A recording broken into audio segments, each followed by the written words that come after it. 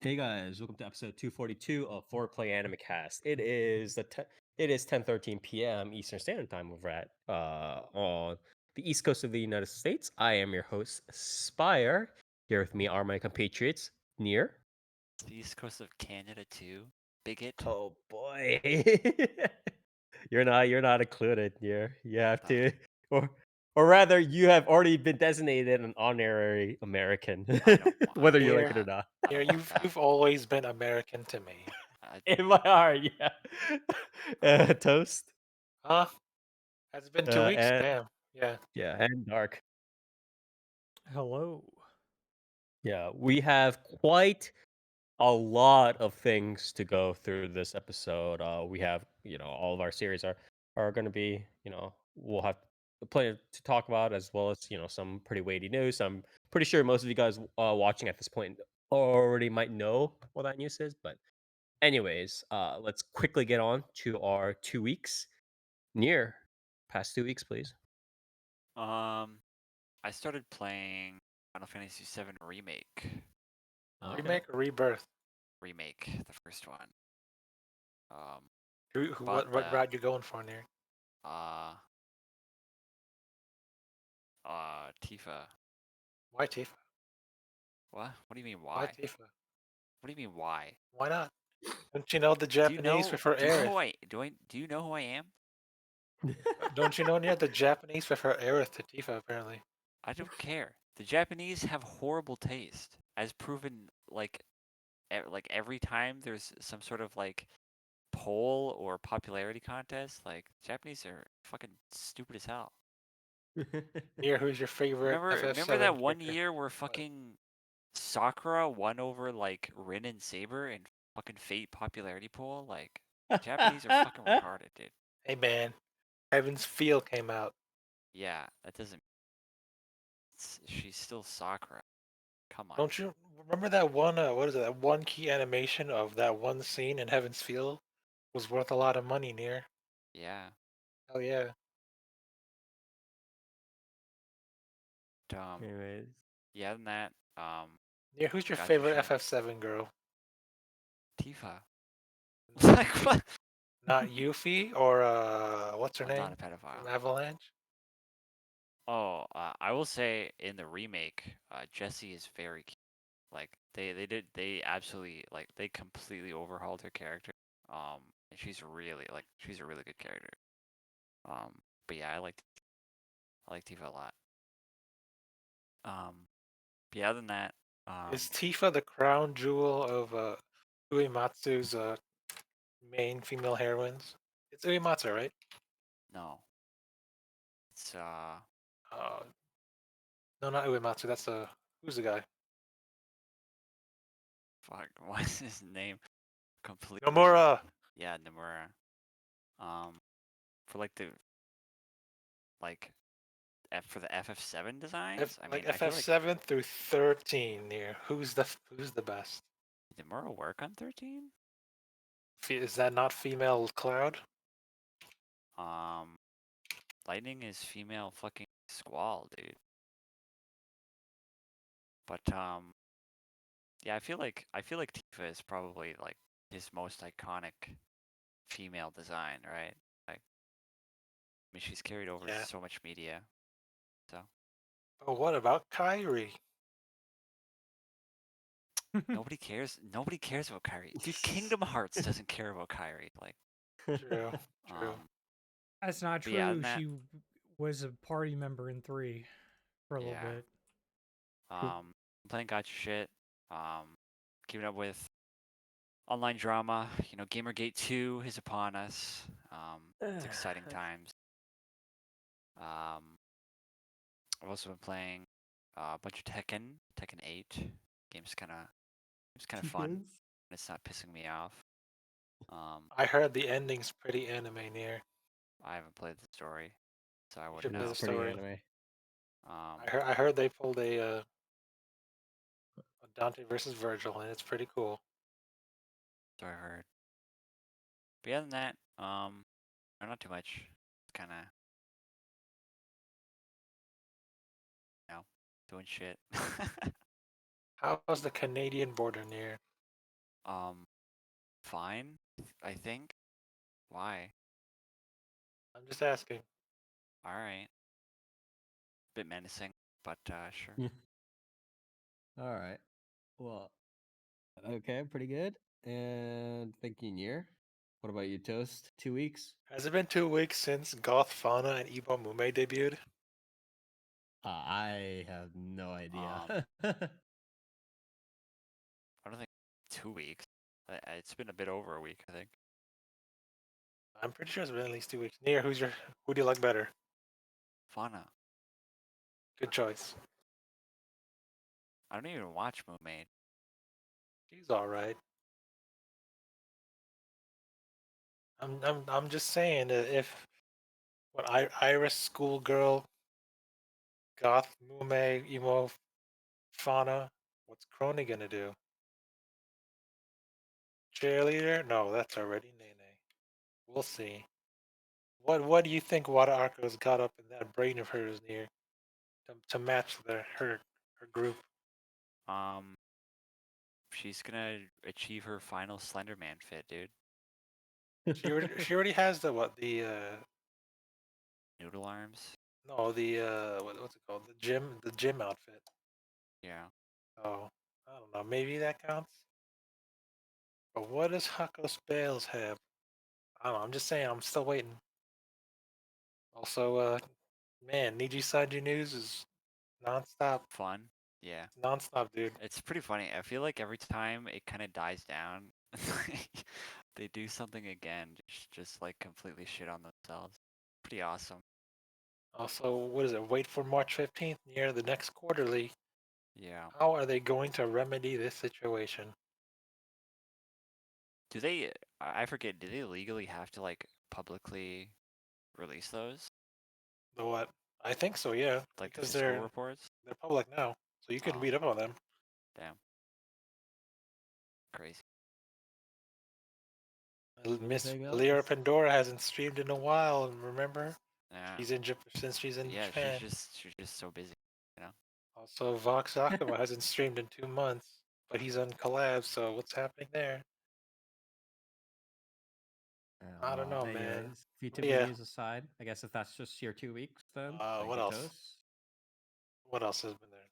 I'm still playing Yu-Gi-Oh.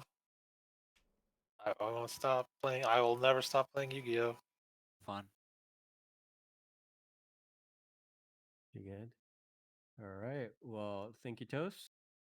Dark. What about you?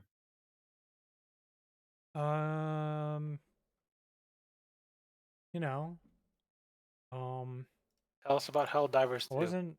I wasn't playing. Well, yeah, I mean, I played a decent amount of Helldivers 2 for a bit.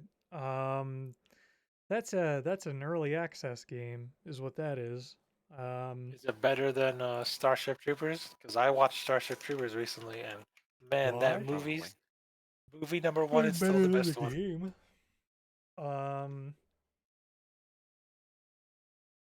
I would say in its current state, it doesn't even touch Deep Rock Galactic. But you know, different games. It's okay. I don't know. They'll fix it eventually. My biggest gripe with that game is that it's not labeled as early access, and it is, and people are acting like it's not. But it 100% is an early access game. So, you know.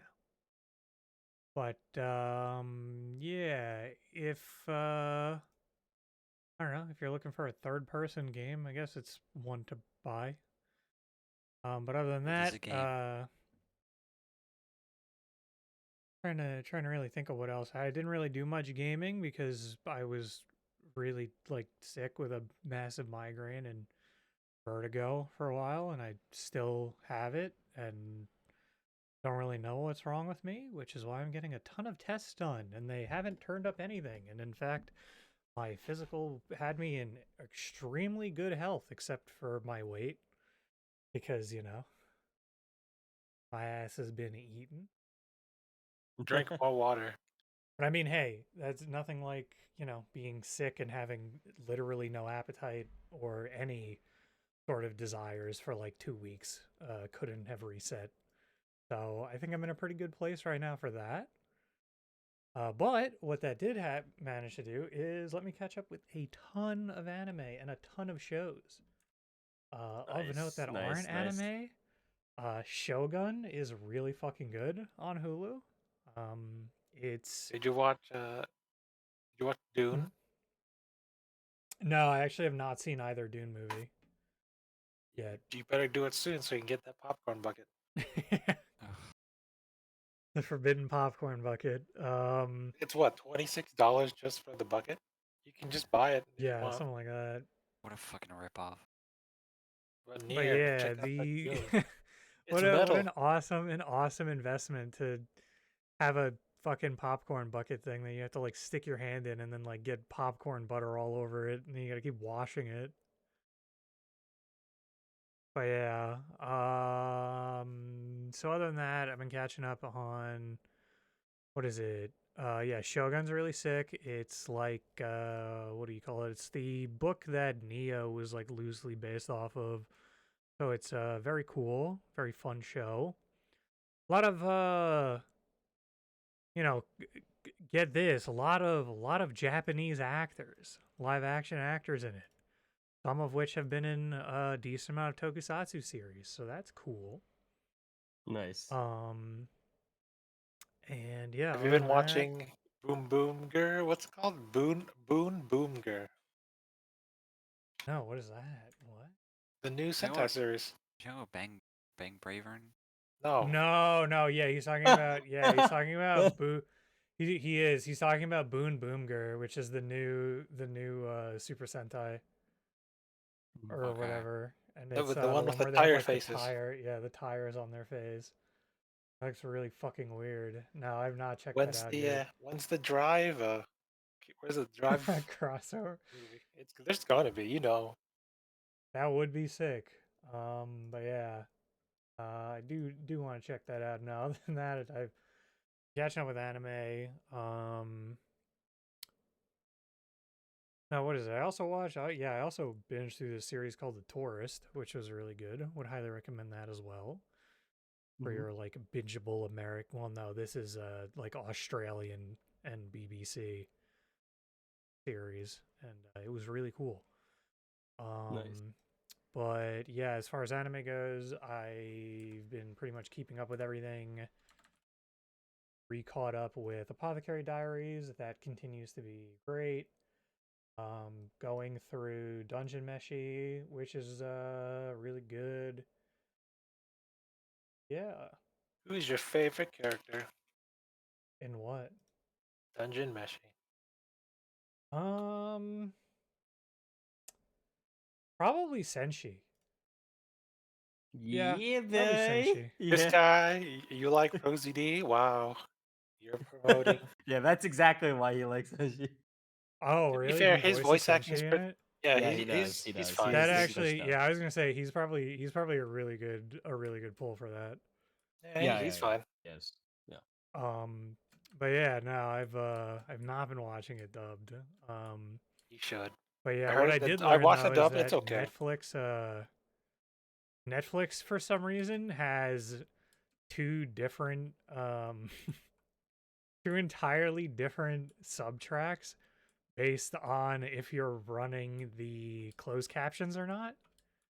Like the actual like script is completely different and the non-closed caption That's the yeah. non-closed That's caption is way better. Like it's significantly better translated I'm than pretty Why sure did they that's the do same that? problem. That's the same problem I had when I was watching Last Encore on Netflix. the closed captions Subs are weird.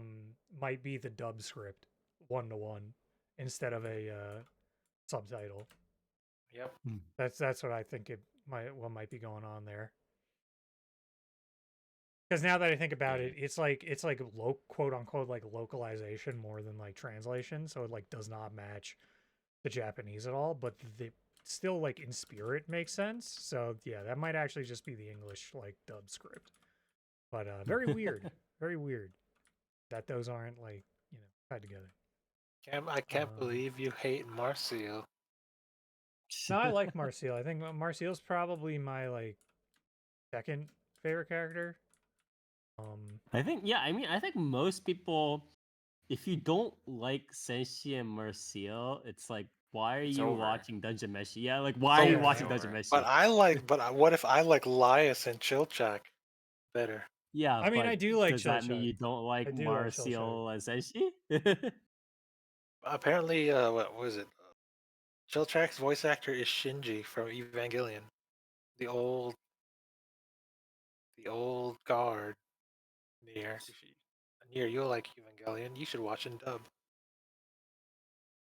But What? yeah, Okay, other than anyways. that kind of got me on. Also got me on like a D&D/fantasy kick. So that has gotten me back into continuing to trudge through Baldur's Gate 3, and I'm finally on Act 3. Nice, nice, nice, nice. You know, making waves there. That game is great. Kind of wish more people would make you know, D&D sort of style Game? games and CRPGs in general. Would be nice to get more of You those. mean more recently, right? I guess. Yeah, more recently. Yeah. Like the fact that that's I not wish something more that's like, developers would make 8-year-long development projects. yeah. It's cool. I mean, listen, Oh, yeah. I would settle for if Larian somehow, for whatever reason, were sick and twisted enough to turn around and turn like Baldur's Gate 3's engine into like, you know, CRPG maker. But you know, something like that. But yeah, I guess that I think it been pretty cool. Okay. A lot of anime to watch. Yeah, definitely. I think this season, definitely again had a decent number of mainstays. I mean, as per usually, like usually most seasons do turn out to have some pretty good, I guess, lights in the middle of the darkness that you can kind of go towards, which is nice. But obviously it depend. You know, some seasons have more of the much more of those than others, um and yeah. So Yeah, I mean, for me, even some of the sequels had yeah, me going back. Like I went back for Mashley, so started that. actually, baby. You finally started watching Mashley, huh? Yeah, How do you Yeah. feel about it? I like it. You like I how like it quite a the bit. song I predicted is absolutely going viral? I mean, I will say like as a song in general, What? what's it called? Creepy Nuts song? Yeah, the Yeah, Creepy Nuts song. It is like, I mean, they're even It's they creepy. even yeah, Of veneered. course, it's They gonna be even popular. veneer. How come Creepy Nuts wasn't on first take until now? I think. Um, Let me check. no, probably because the fucking like line to get on the first take is probably fucking years long. Like, I mean, Anyways, You yeah. watched them do it live. It was pretty good. yeah. I mean, Bling Bang is kind of a Oh no, they were on for a different song. insane track. Even I feel like by Creepy Nuts standards. So I Daten? What song quite was like it. Daten?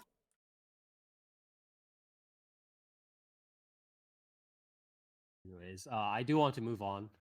Thank you, Dark Toast. Uh, I guess my 2 weeks again, kind of building on what you said about the D&D stuff. Pretty quiet, you know, watching some of the anime, and I had to unfortunately take a bullet in the past couple of days, which was a little bit less than pleasant, but that has been pretty good. Uh, what was it? Oh yeah, there were some. What was it? Like I didn't necessarily get into like a D&D bent, but some stuff like Critical Role and like Game Changer Show and like those relevant that kind of crowd, right, of people and those like videos and stuff like that started popping up on my feed for some reason, and I watched one and it kind of went down that rabbit hole, and that was fun to Oh yeah, watch. you Like like D&D? What's your class? I don't know about liking D&D necessarily, although I did mess around a little bit with 3.5, but my favorite class is Wizard specifically. What kind of Uh, wizard? I don't remember. I usually don't like what was it? Like I don't like stuff that's like uh what was the rainbow like ray or whatever, stuff like that. I kind of like those more than I do like, like summoning, like doing like conjuration, like summoning kind of stuff, necromancy.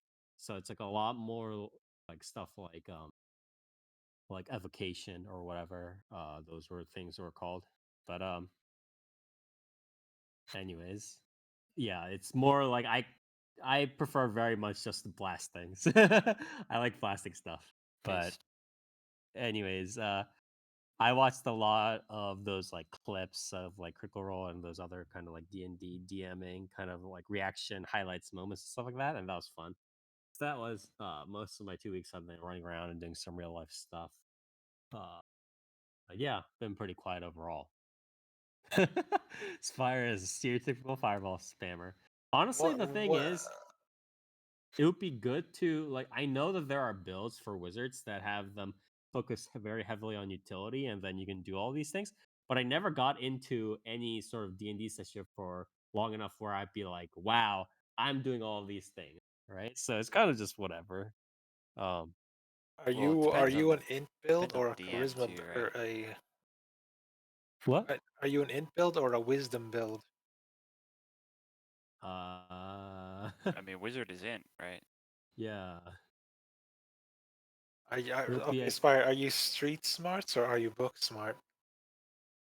I mean, I it's mean, pretty. wizard is Yeah, a literally wizard. Yeah, wizard is literally entirely built around being book smart. So, yeah. Wow, what a If nerd. you're doing, if you're doing like sorcerer or like bard or something like that, you do wisdom a little bit more, right? If I remember correctly. But yeah. um, Anyways, wait. I think they're Ni- charisma. Bard might be charisma. I forget about Art is sorcerer. absolutely charisma. Charisma is sorcerer. Okay. Yeah. Near. What was your question? I was just saying, like, because you were talking about, like, wizard, uh, some wizard builds tending to be like more about versatility and utility. Yeah. But I was saying, like, it would mostly depend on like the DM on how like How much you actually? yeah, Yeah. how many Yeah. opportunities you actually have to It also utilize a depends build on like that. because it's like if you are actually like if you're actually getting up there in terms of levels, where it's like 6, 7 plus, like levels, or like beyond level 10, and you're actually getting to very dangerously close to level 6, level 7, kind of those sorts of levels, spell slots, then it's one thing, right? But if you're just like, it's like some steed, it's like, oh, okay, kind Yeah. of thing. It's much easier for the DM to keep that in check, and so you kind of just end up using other spells. But yeah. Anyways, that was my 2 weeks, just kind of messing around on YouTube's and stuff like that, and obviously playing a little bit of Tekken 8 as well. Who do you Anyways, main?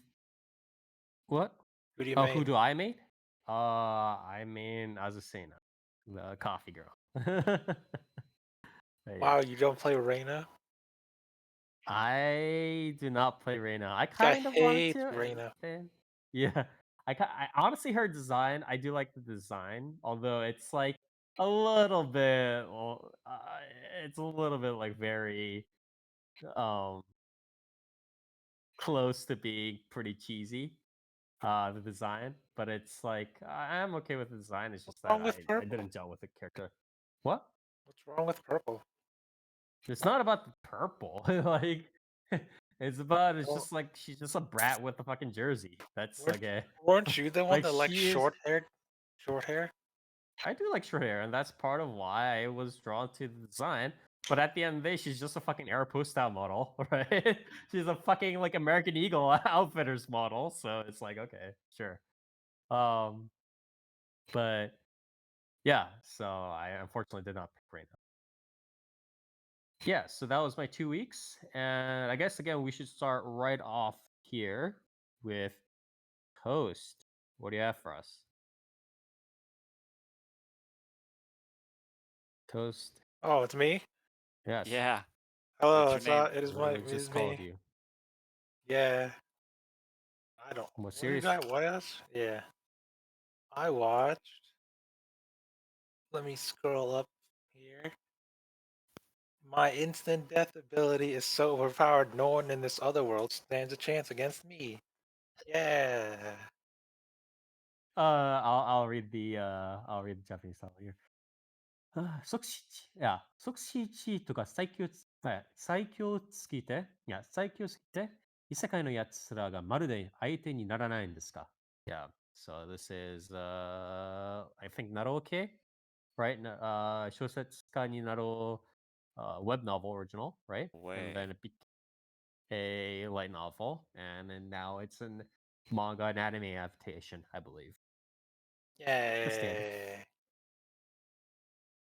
The title itself is already bringing bad juju, bad vibes into this Discord or this voice chat. You realize this, right?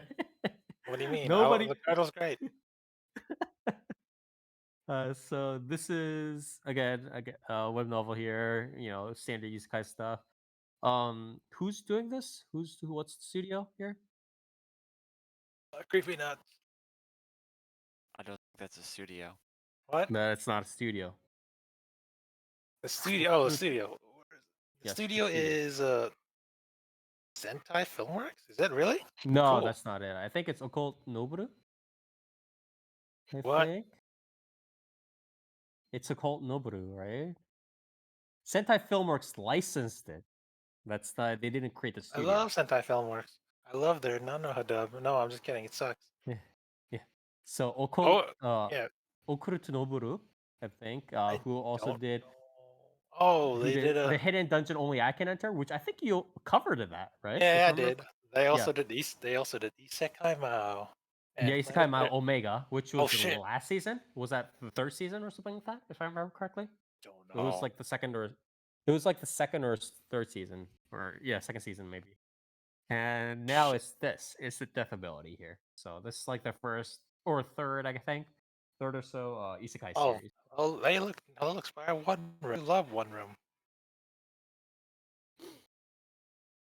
Do Yeah, they do One Room? yeah. So I see One Room. One Okay. Room, Hitari Futsu. Yeah, yes. One Room Studio Apartment, good lighting, Angel included. Yeah. Oh God, What's wrong with One Room? Didn't you love it? they did One Room. Oh, okay. But yeah, Yeah. Okay, so so so you remember back in the when we're kids and we had pretend fights and everyone's saying how they were the strongest yes, and you're like I have this ability and they're like no my ability counters your ability and I'm stronger yes. and then one dude there's always that one dude's like oh I have an instant kill ability and I can kill Yes. anything. That's what this series is. So so there's this dude named Yogiri Takuto, voiced by Koki Uchiyama, who is the voice of oh man, oh man, Blue he's a Toshi Rin in Blue Lock. I sure love yeah, Blue Yeah, Lock. yeah. Uchiyama Koki has done a couple of stuff at least. All recently he has. I think he did. Yeah, he did Blue Lock stuff. He did. I think. Forget if he might have done Futo. Yeah, he did Dance Dance Dancer. I think one of the characters there. Sorry, I don't know what Uh, that is. How many years old is that? and a couple other series, I think. So yeah. Yeah. So the thing is, series about him and his schoolmates get warped to an isekai, right? Wow. Yes. Yeah. And so the thing is that they're given their isekai powers by a sage, and they all have various isekai powers. And what they have to do is use those powers to do stuff. I don't even remember if there was a demon lord or anything, but I guess yeah. So there's a group of kids. They all have isekai powers. A bunch of them die on a bus before their powers manifest. And this is the one scene where it's the you know what dragons do to cars, right? So yeah, Not okay. there's this. So the dragons having fun with the bus, and he wakes up because one of the girls wakes him up. He's like, "Damn, you see this shit? There's this dude who got impaled by the dragon's tail inside the bus." And he's like, "Damn, it's like dragons doing cars, isn't it?" She's like, "Yeah, that's right." I think he said So, that. pretty much, yeah. Okay, so And then are these are after he gets the we know the rest of the development, right? We don't do really you need to do say you this. spire? Do you spire? Yeah, he gets the power, and then he goes out and he goes explore, and he No, gets no, a no mixture of spire. See, species. this guy doesn't know. This is where the series takes a deviates from the norm spire, By Truly a because trendsetter. the ones that escaped the bus are the ones who got the gifts. The ones who didn't all died on the bus, except for him Wow. and the one chick. well, I meant like But yeah, past the part where they all gain their powers. Like this is not okay. yeah. They all So gain their powers. This guy gains instant death, and then he fucking goes out, and then it's like series uh, of Avengers, right? yeah, and then he goes to Yeah. explore the world and try to get back home, Yeah. and that's So basically the plot. is this are the Avengers? I remember reading this like I want to say 3-4 years ago, maybe. It's time flies, but I forget. Is this I know it's on obviously a mini arc in the web novel slash light novel. Is it a mini arc set up in the anime as well, or what's going on there? What do you mean mini arc? Like the adventures that he goes on, is it like it's not an episodic dungeon crawl, right? It's like a No, series of mini arcs. they're just wandering the world trying to find their classmates and trying to find a way home. Yeah, but And it's not like Soul Life, right? Because he actually is like no, trying to defeat people. Yeah. So no how Spire. like He's not trying to defeat him. They're all trying to. What he does is self-defense, Spire. It's not. He's not going yes, out killing yes. I people. apologize. He is a good person that has the instant death Um, ability. but yeah, Does he so it's just when there's like a villain, like a villain appears in the anime or within the story, how long until he gets killed one is episode. my okay. That pretty much. There's like So it's a mini arc of like, oh, here's one villain, and then they're trying to like, yes, oh, I'm trying to yes. kill you, but then he kills him And then back, the and then next that's episode, over. yeah, it's like Yeah, you're dead. Yeah. pretty much. Yeah. Uh Yeah, so that's is basically the this story. It's him and Danura Tomochika, voiced by Tomi Tamiyu, who you yes. all know, No. is voiced by who voices your favorite. What's it? What's her name?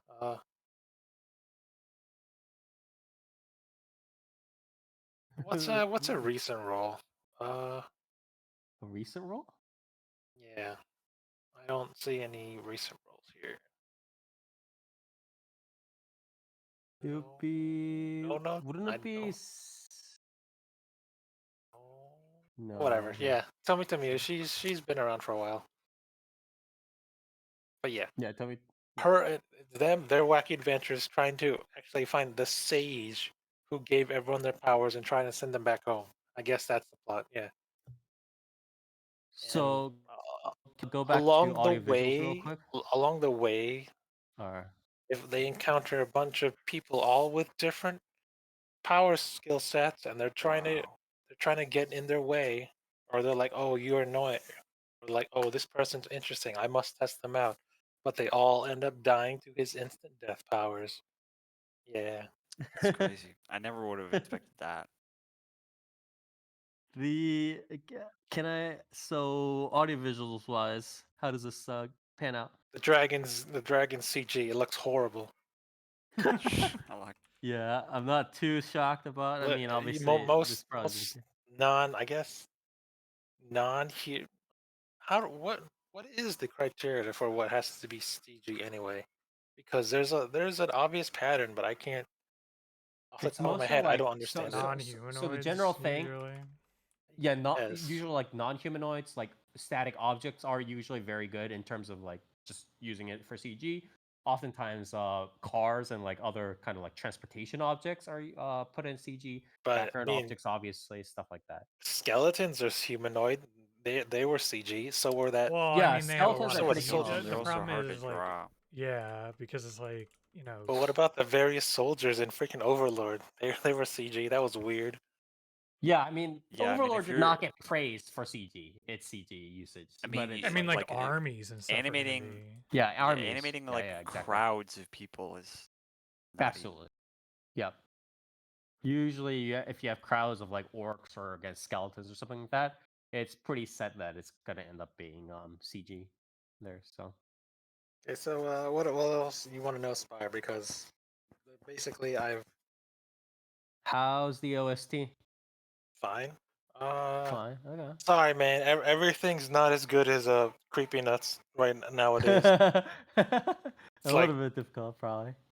yeah. I'm like, Okay. I listened to it, and it's not as good as Creepy Nuts. So yeah, whatever. Yeah. So Okay. now, So what you got? where do you think that this is going to you read you Yeah, read a decent amount of the novel, right?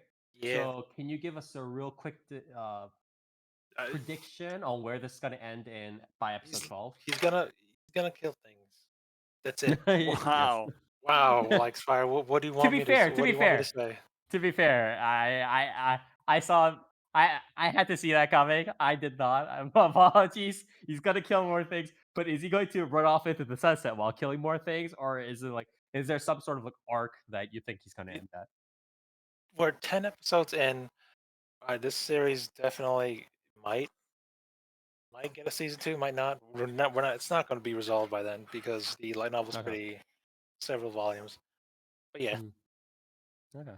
So yeah, Uh, that's all I got. Like basically a rundown of the thing. Audio visuals are fine. mm, Um, other than the weird ass CG dragon. Oh, I'm mm. sorry, wyvern. It's fine. Other CG stuff, whatever. What are Now I got your, I guess, overall thoughts in terms of like how the see story and the now characters are we designed? get to the nitty gritty of what we have to talk about the the explanation of instant death. What Okay.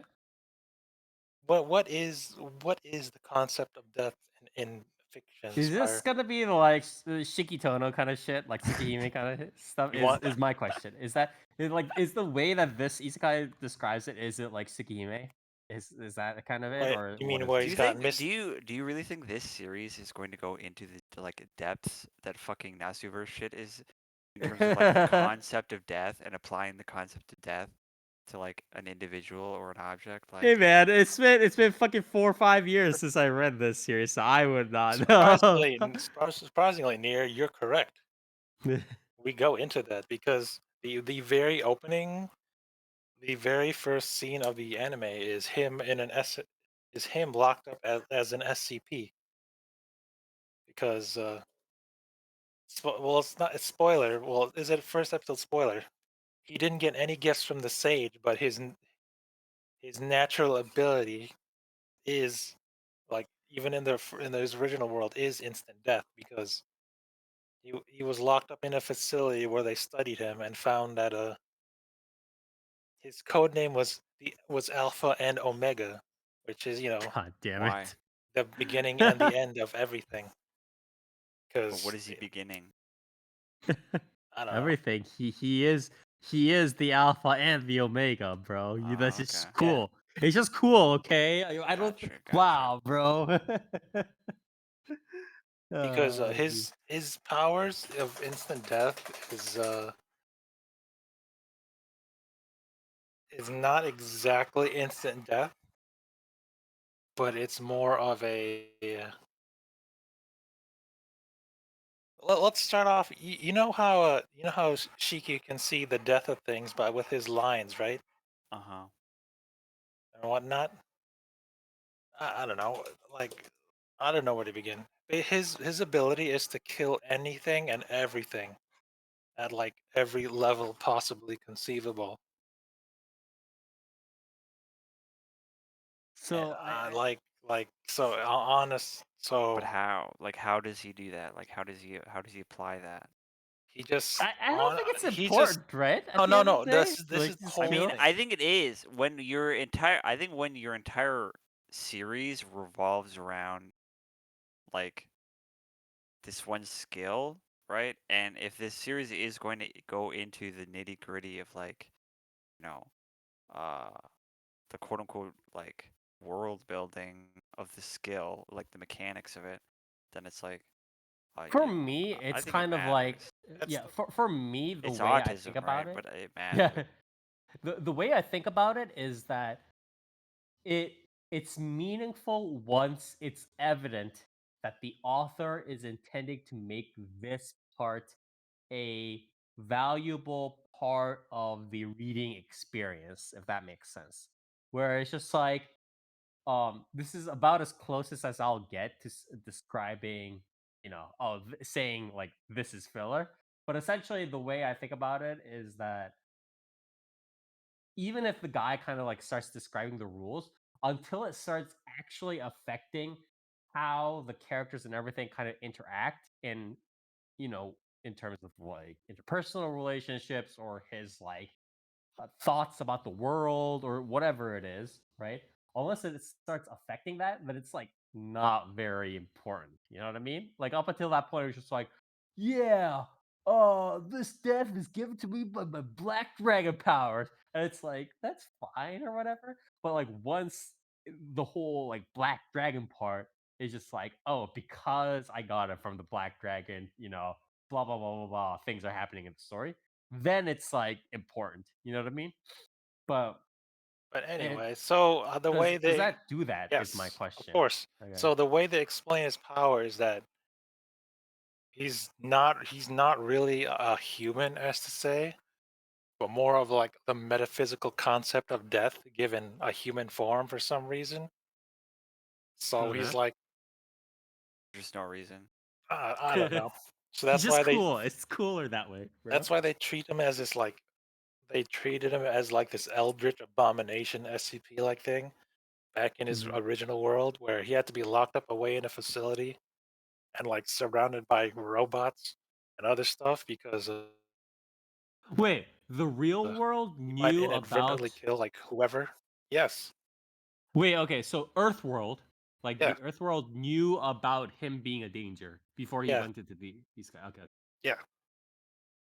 And they even mentioned that because of several. There's like two. Was it two characters in his class that were also transported? Were supposed to be watching over him.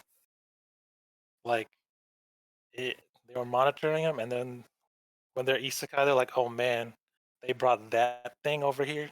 Everyone's dead, and all that." So kind of like Haruhi, where everyone else were there hanging out where to monitor her in a way. I kind of understand it. Yeah, it's like But yeah, so the way his powers work is that he can kill anything and everything he so chooses.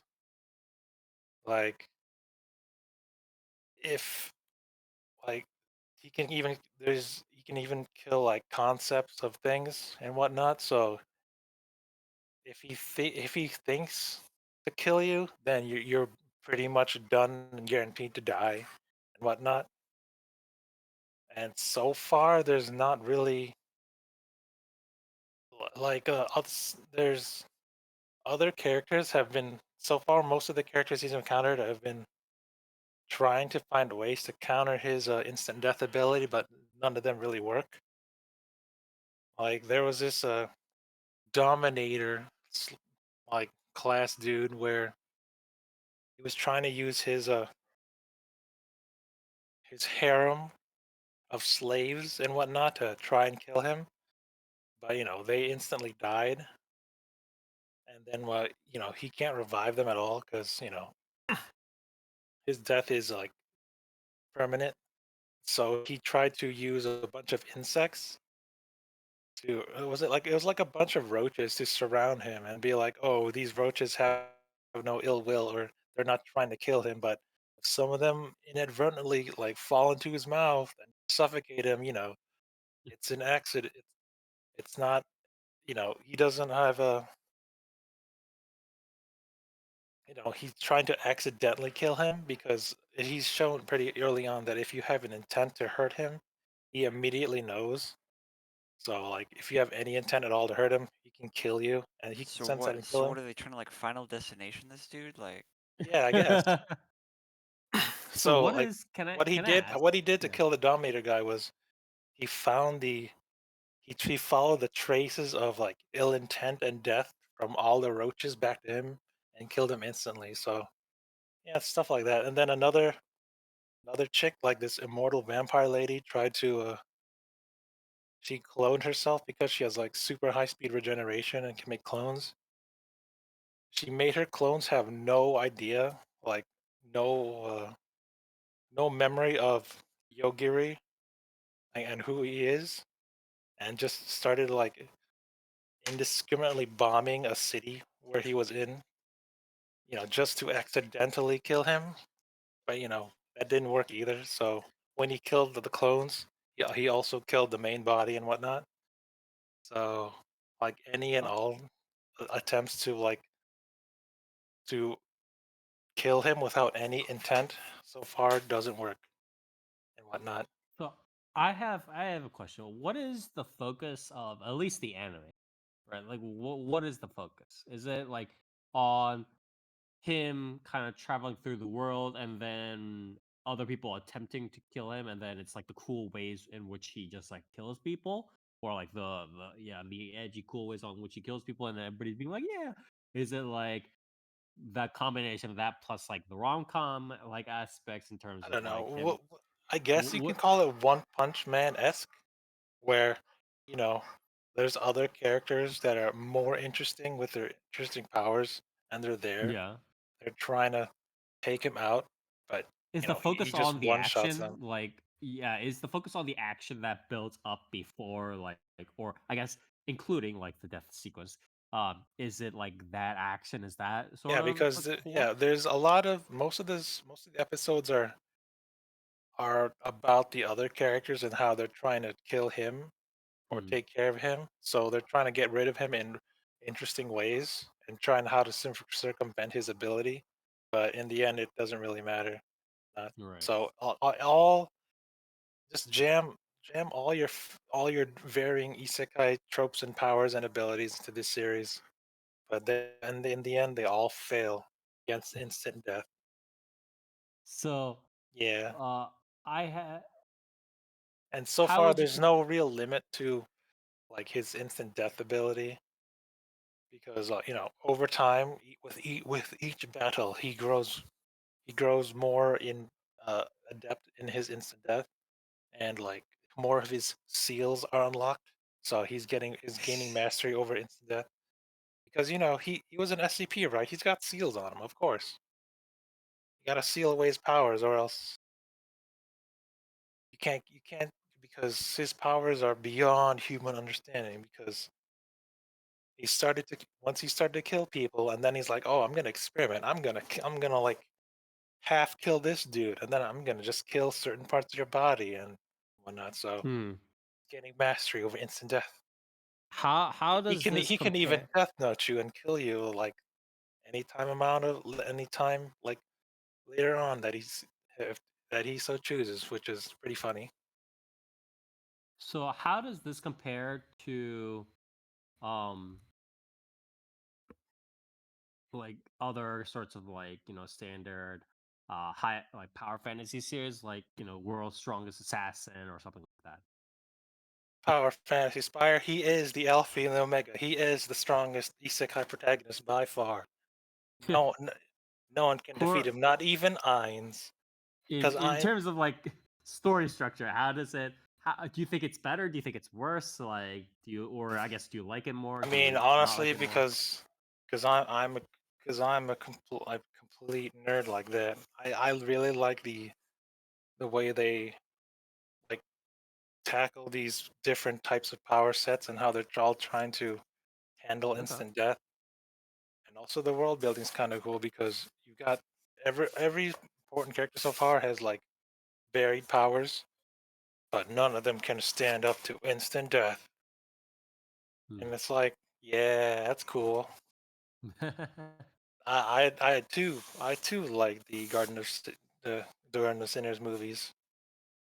Just saying, Ryogi Shiki is probably the second best Fate protagonist, Fate Nasuverse protagonist behind Shiro. So yeah, I'm a suck for that kind of thing. I like overly descriptive power, like overly descriptive explanations of power sets and how they work in this world, which is why I was drawn to this series.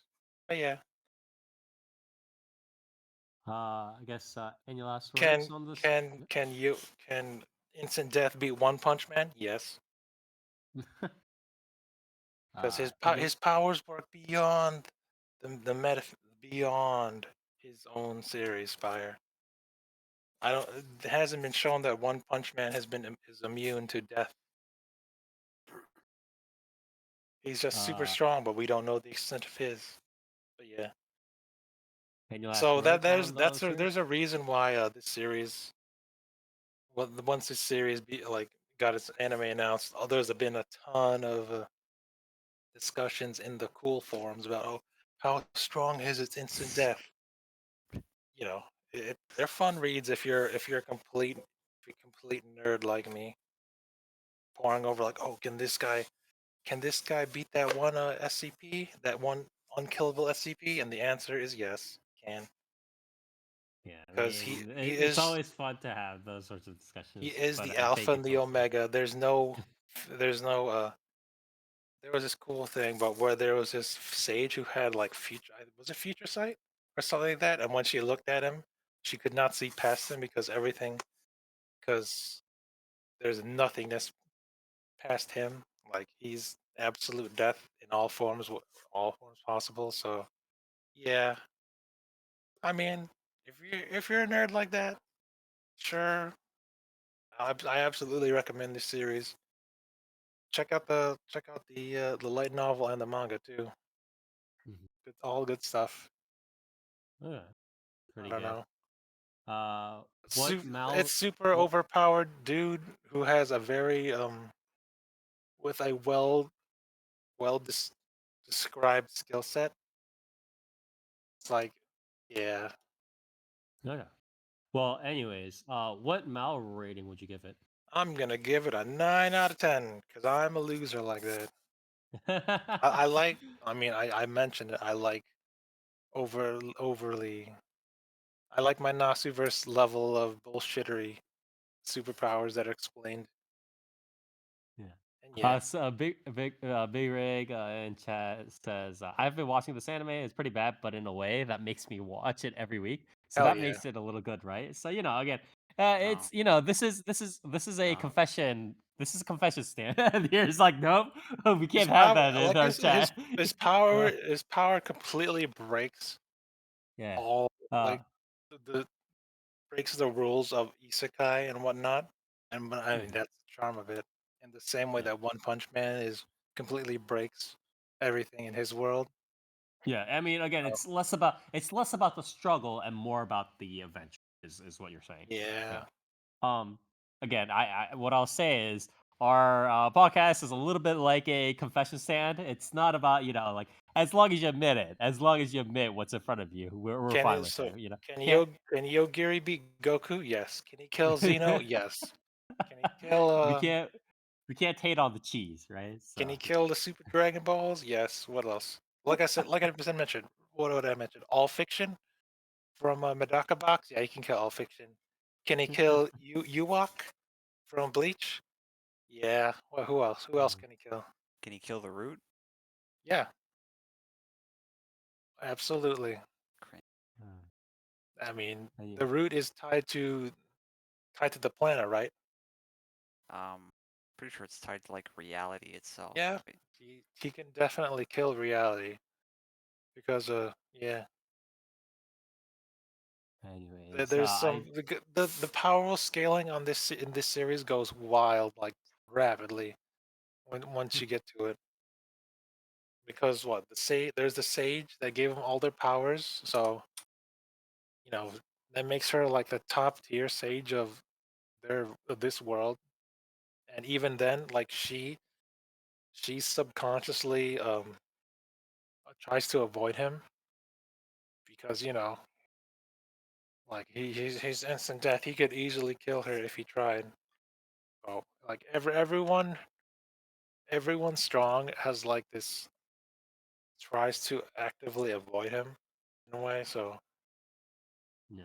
yeah, yeah, All 9 out of right. 10. I like my bullshit like this. Pretty good. I like All my right. bullshit shonen. Check it out if you want. Definitely recommend the light novel and the manga.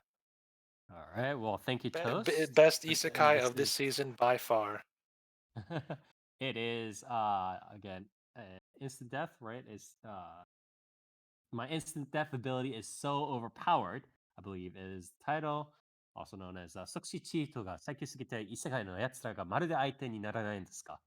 So it was a Naroke web novel that got made into an anime. And if you do like this sort of more, cheesy kind of, not like, oh, I got to struggle and grow, but whatever, but just kind of like a kind of, like just guy going through the phases with the death cheese stuff like that.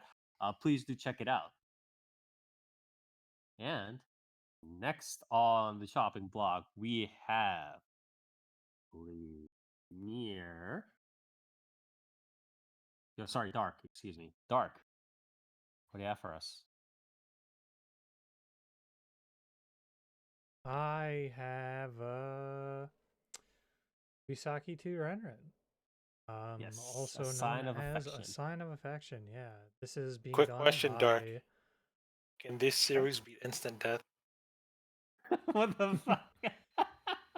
No, because she can't hear, so she doesn't know, dude. Jesus. Anyways, Yes, please go on. this is being done by Yajuu studio. This is a manga original. Yes. And Okay. this is very much a shoujo series. Yes. So this is about our hearing impaired. I don't know why. I don't really know why they say hearing impaired. She's deaf. Like she can't hear anything, even when she Yeah. has, even when she But she has has. hearing aids. Yeah, which she also explains literally just makes everything sound like muddled together. Like she just knows that noises are there. um, and has no idea Some what direction. anything is. Yeah. Um, and yeah, so that is our protagonist, Yuki Itose. Um, and so a lot of the series theming is around the idea of like her world is very small. She can like commutes to campus. She has her best friend, Rin, and she communicates through writing or text when people don't know Japanese Sign Language. Mhm. But then during one day during a commute, Yuki meets fellow student Itsuomi Nagi, a multilingual travel enthusiast and friend of Rin. When Itsuomi learns of Yuki's condition, he takes it in stride, moving Yuki's heart. From this one simple gesture, Yuki and Itsuomi's lives start changing day by day as they let each other into their own worlds. Yeah, throw that description out. Just throw that out entirely. This boils down to Nagi is big. He's big and hot. He's big, hot, and cool. Nice. And he knows a ton of languages and he travels a lot. And isn't that cool? So he's Superman. Yeah. Yeah, he is fucking cool and badass. Yeah. Yeah, so this series is obviously like extremely shoujo. It's pretty cozy. It does a lot of not so much like will they won't they, Uh-huh. but it does a lot of like leading up to them starting a relationship, the people around them, Itsuomi learning some Japanese Sign Language, um, and just the concept of like what would you call it? them leading pretty different lives. Yeah. It's a little bit more on like the various characters and how they kind of gel together, right? More than it is how it was in Koi no Katachi, right? Where Koi no Yeah. Katachi was a little bit more of a smaller scope and it was very focused on this idea of like bullying, right? Um so Yusaki to Renren is a little bit more not not just like mellow necessarily, but it's a little bit more widespread in terms of like how the screen time is balanced amongst the cast. I think. Yeah. And so I will say though, um anyway, so yeah, so like a lot of what the series does is it's kind of doing like a lot of the pairings. So Yuki with Itsuomi, Hmm. Rin with his friend Nagi, and then some other supporting characters getting together with their own drama and backstories.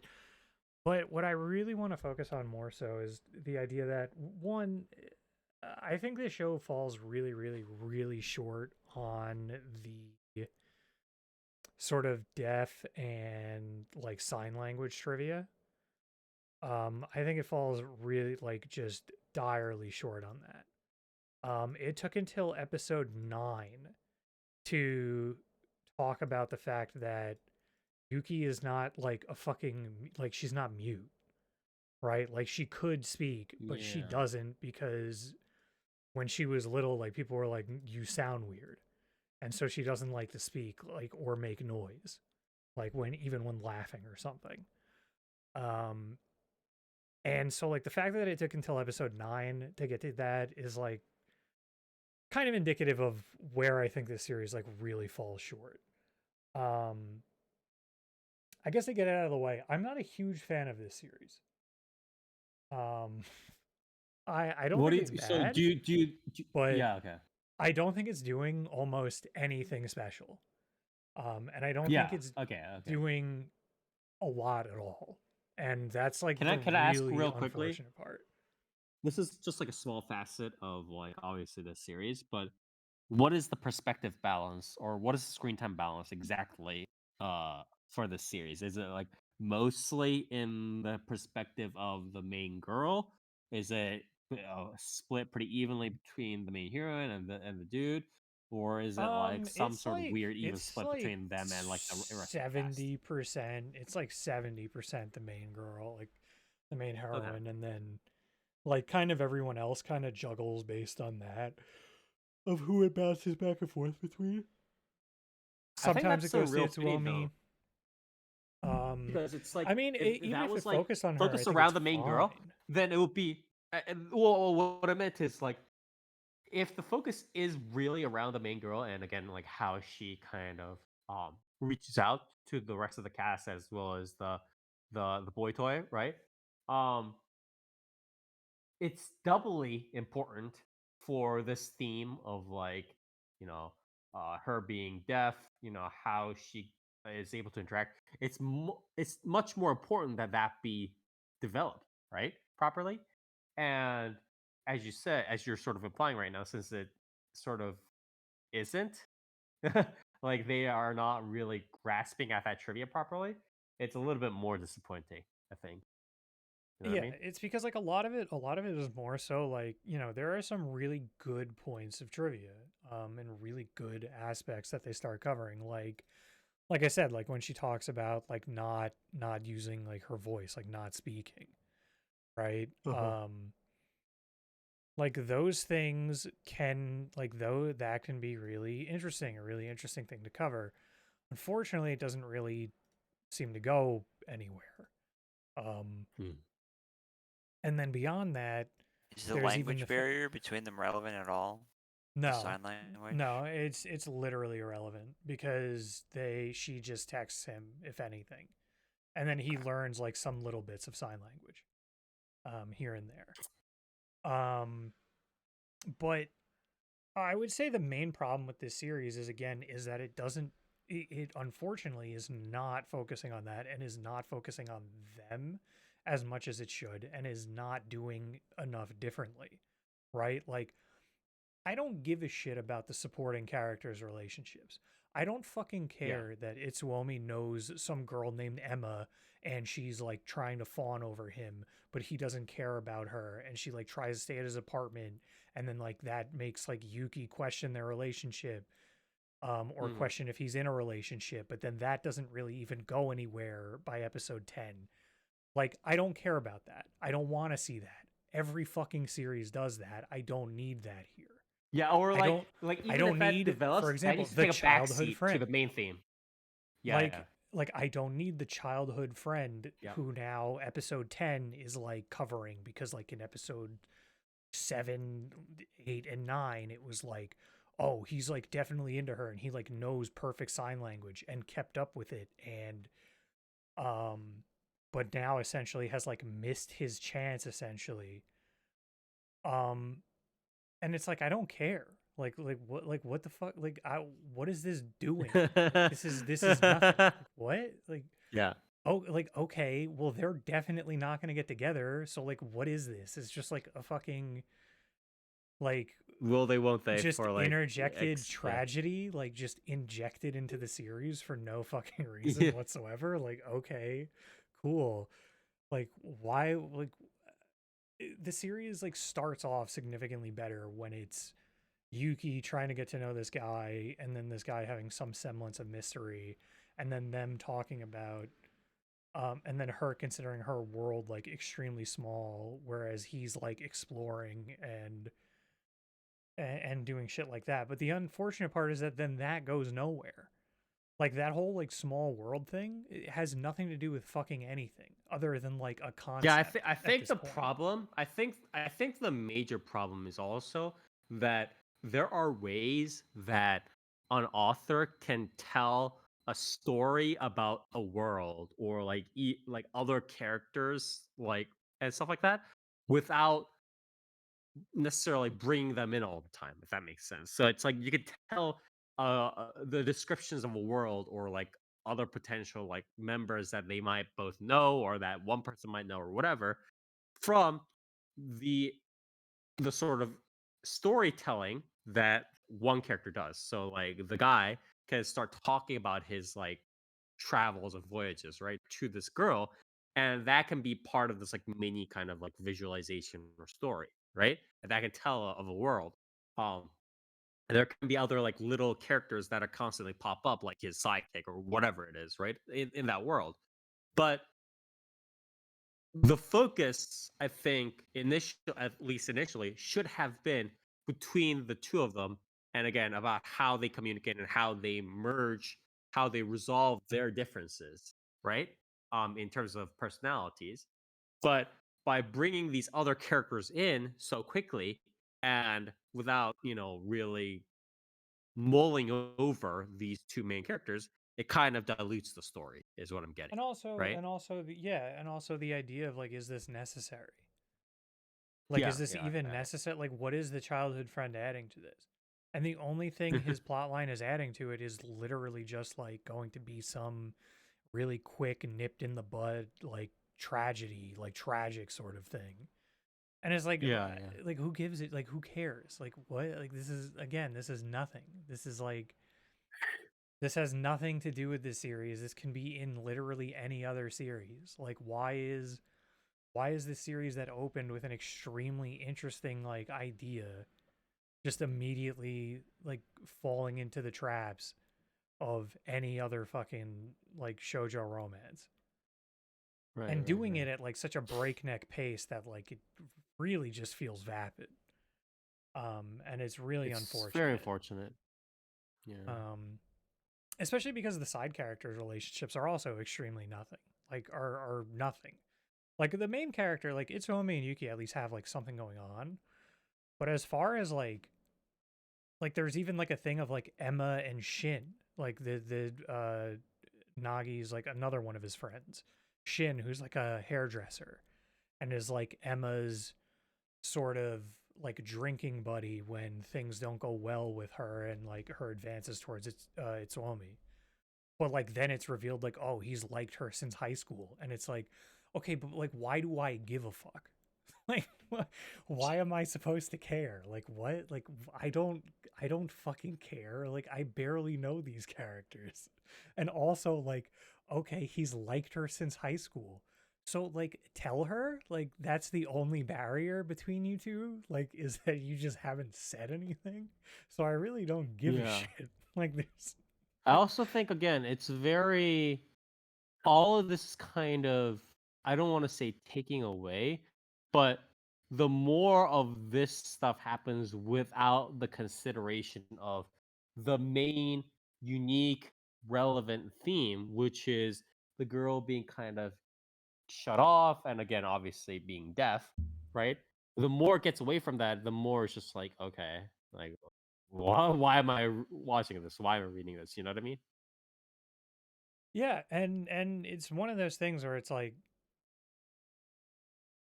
again, I mean, you could look at, I think, a successful series to look at this, and this is definitely a series that has probably done irreparable harm to my enjoyment of anything like this, and it's Uh-huh. Skip and Loafer.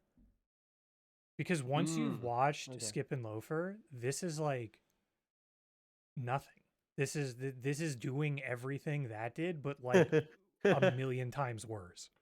Right? Like Skip and Loafer had like the pseudo X, right? But their backstory actually had, like, there was something to it. There was something to why she was like a bitch in Skip and Loafer, and Mhm. kind of a rational reason, and then how to overcome that hang up.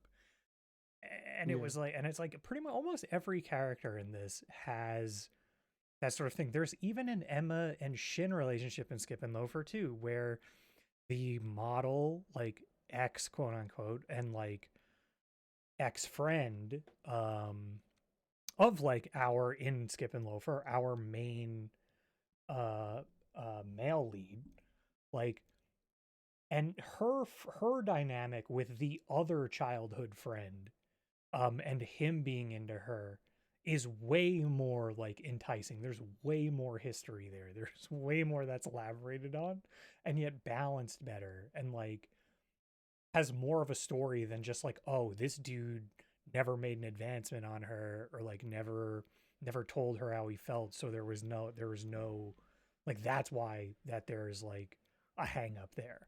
It's like, no, there's a different actual reason why there's a hang up.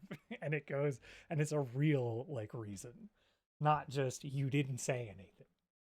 um Yeah. and that's like the really frustrating part about this, is that to me, like, this series gets like hard carried by its audio visuals, which are very pretty and very nice.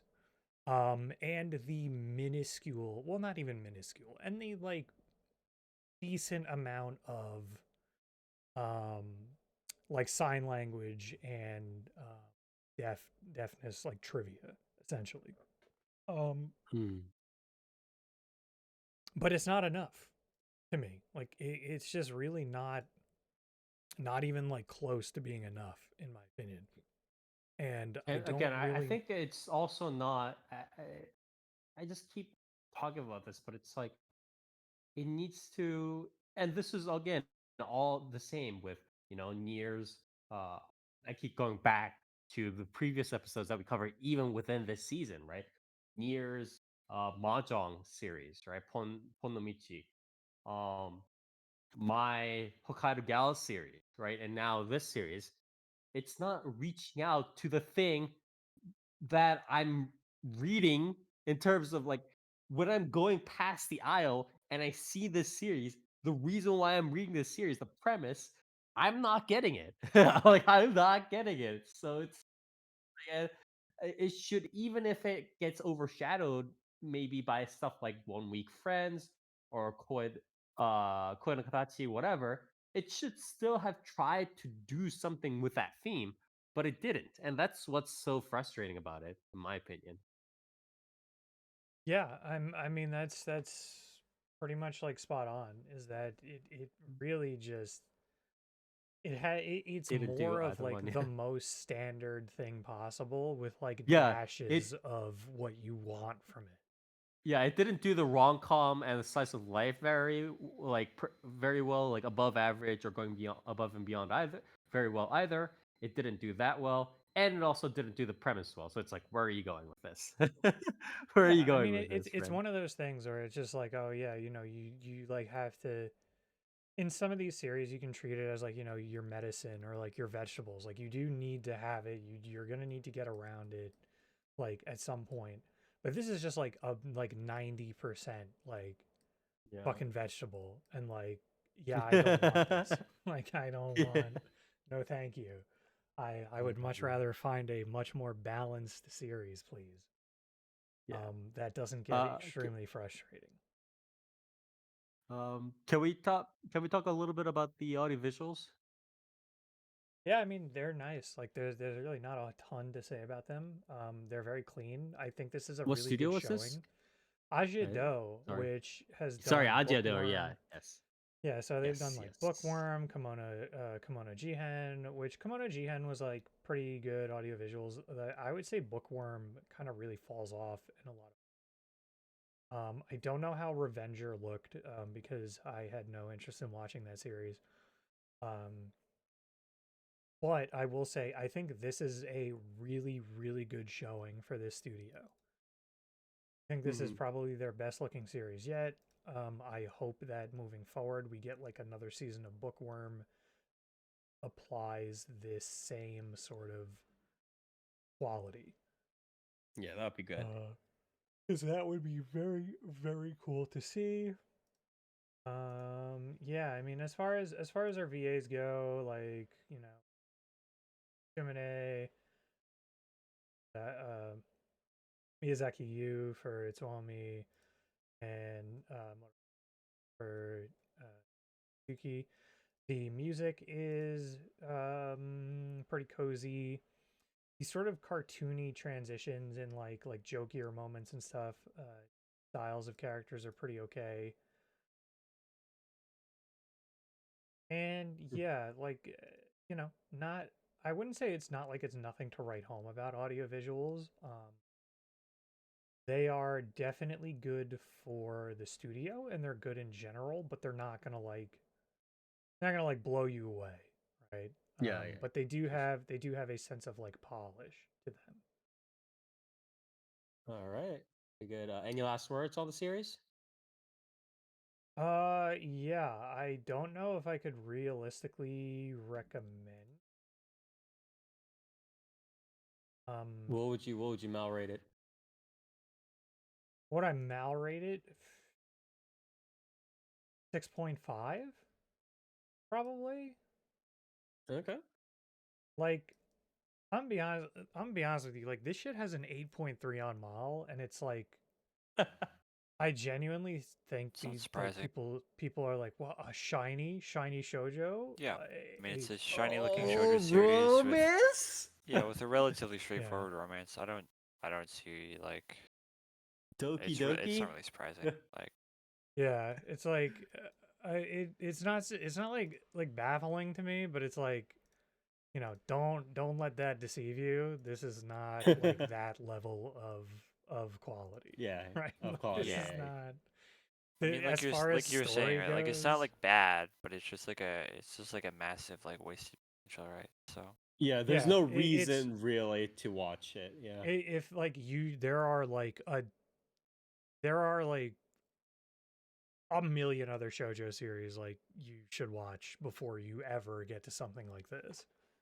Mhm. And it's unfortunate.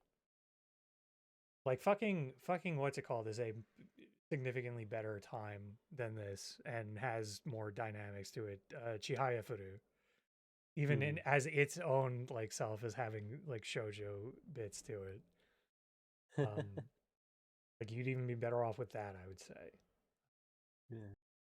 But yeah, I mean, honestly, I guess like if you haven't watched Skip and Loafer, maybe maybe you would get through this without getting to the really basic frustrating parts that I run into. But if you have like watched Skip and Loafer or like a really solid romance series, that knows how to like tackle these things and these types of characters and make them interesting. I think this series is going to give you like a lot of frustrations when Yeah, you want if when you've like seen other like really good series, it's a little bit hard to justify this one. yeah, because like I said, like you're gonna get like, I'm on like I start seeing the best friend, like the childhood friend thing start up, and I'm like, no, what the fuck? Like, I just wanted the relationship. Like, what are you doing? Like, don't do Yeah, this. Like, don't do this shit. And then I get to episode 9, and I didn't even watch the most recent episode because the most recent episode is like the childhood friend in full swing. And it's like, why are we doing this on episode 10? Like, out of 12. yeah. What the fuck? Like, you know what? I think I'm okay. I think I'm good to drop this series then. If like Very this is what's unfortunate. waiting for me in the final few episodes. Yeah. So, yeah. Very Oh, unfortunate, but it might have something for people that um can either look past that or just kind of want like a really basic, really easy watch with good visuals and mhm. okay trivia at moments. All right. Well, thank you very much, Dark. Again, that was Yubisaki to Renren, or Sign of Affection, manga original. Again, it was one of the bigger kind of hyped up series coming into this season, but it's a little bit unfortunate that it did pan out that way. But again, thank you very much, Dark, for helping to cover that. Next on the line here is Near. What do you have for us? Wow. I watched Majo to Yajuu, uh, also known as The Witch and the Beast. Yes, this is another big series that, or at least another one that was pretty hyped up. Yeah. Uh, Again. It's probably the one that I was kind of like looking most forward to this Mm-hmm. season. Mm-hmm. Um, this is a manga original, sort of action, um, supernatural seinen series. Mm-hmm. Um, this is done by Yokohama Yokohama Animation Lab. Animation Lab. Yeah, Um, they did stuff like the Great Cleric, which was that isekai like super like power fantasy cleric thing, right? If I remember correctly. yeah, They did Real Romance 2, also known in like the if you read Japanese visual novels, it's Maitetsu essentially animated, right? Um, they did Kingdoms of Ruin, I think last season, which I did not watch, but I don't know how that panned out. I forget if anybody here covered it. I don't think so. I don't think so. But it didn't seem very good. No. And then they did a little bit a while ago. They did the Genius Princess Guide to Raising a Nation Out of Debt. That Yeah. one. So yeah, a Yeah. couple of fantasy series here and there. Yeah. Um, so the basic synopsis for this is our main character, Guido, has been cursed by a witch. Um, and there are only two ways to lift the curse of a witch. The first way is to be kissed by a Prince Charming, your true love, basically, right? And the second way is to basically get the witch to change their mind. Um, and in this world, that's probably not going to happen because witches are kind of fucking evil. Um, they're kind of like horrible, awful people, and they're sort of set up in this world. Witches are sort of like these like they're sort of like the strongest spellcasters in the world. Um, they have like super high amounts of mana. They can cast these really powerful spells, um, and their power is sort of hereditary. It's passed down through um, bloodlines, and they live for like hundreds of years as well. They're kind of just like you know uh, basically immortal, but and the main character has been cursed by a witch, and she wants it lifted. Um, and in order to do that, she's sort of contracted herself with this mysterious order that sort of sorts out magical incidents. And her main motivation is to hunt down the witch that cursed her and, lift the curse, right? Yeah. And it sort of just goes from there in a So is this largely episodic format. so yeah, is this focused on the journey or is it focused on like the overarching? Oh, we gotta get that witch. It's very episodic. It's very much like sort of adventure of the week. Yeah, okay. They're sort of traveling all over the place. What's the focus Yeah. on? What's the focus of the episodes? Is it focus on like? Is it like a Majo no Tabi Tabi or like something like that where it's like, oh, the dark side of the humans or the dark side of the people in this world, kind of stuff, shit like that, or like, So it's or is very it like straightforward. It's action? pretty much like they get presented with. So one of the first arcs, the second arc actually, Mhm. which I think is sort of the best way to sort of sell this series. Um, straight up, I'll just put this straight forward. I like this series a lot. I really like this Okay. series. So the second arc is they're presented with a case where there is a magical serial killer, right? And they're basically exploding corpses and putting them on display like in the middle of the street. And they Sounds like leave, instant death to me. yeah, they leave these messages that heavily imply that it's a witch, right? And so our main characters, they're like a duo group. One of them's a mage and carries like a big coffin around. And then the other is the girl, Guido. She's sort of the main character, and she cannot cast magic. She kind of just punches things really hard. And so they get called to this case. They go to the city, and the uh, the sort of setup is that like the mayor of this city basically doesn't really want to call in the proper authorities for dealing with a witch because it would cause like a panic or whatever, right? So he calls in the main characters to sort of subtly take care of it. And then they have to work with the only other mage that's in the police force for the city. And she's this like jaded um like detective basically that had her pretty much entire family killed by this witch. And so she's pretty much after revenge, right? Um and as they go through it, it's sort of it pretty much very quickly sort of because you know how a lot of these sort of like darker toned series will kind Mhm. of like they'll present the revenge motivation, and one of the characters would be like, you know, is revenge really something that's gonna bring me peace and happiness, right? Yes, yes, yes, yes, Um, yes. and they present that very early on. And Okay. what kind of really sold me on this series is the detective is talking to Ashaf, which is the mage, right? He's a more like cool, like level-headed character, right? Mhm. And they're sort of having that discussion, right, where they're going into the detective's backstory, and she's kind of like wondering whether, you know, like solving this case will really like bring closure, right? And I kind of start getting worried, right? Because a lot of these series will dwell on that for like the entire fucking arc. Um, Yes.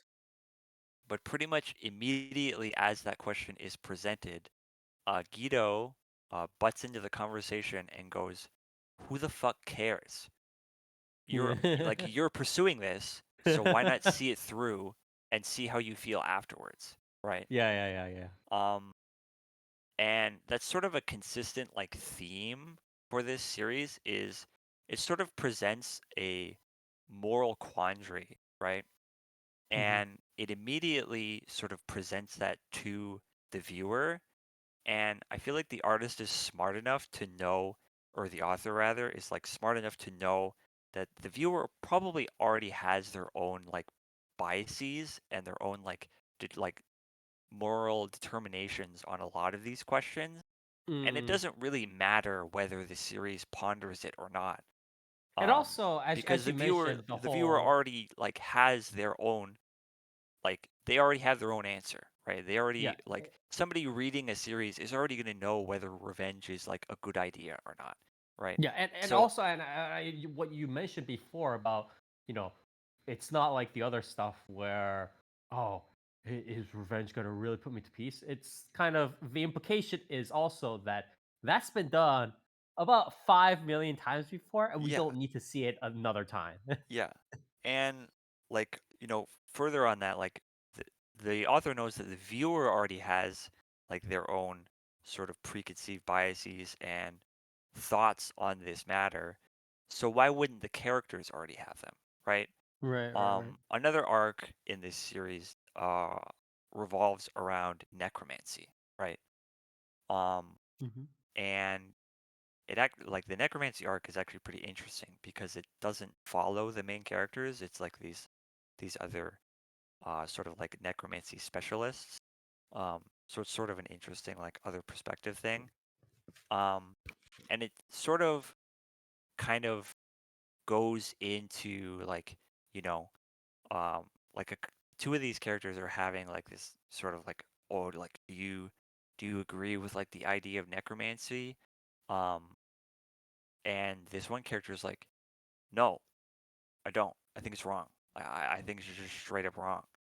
Um, and this other character is like, oh well, you shouldn't say that around, the necromancy specialists if you want to get on their good side or whatever, right?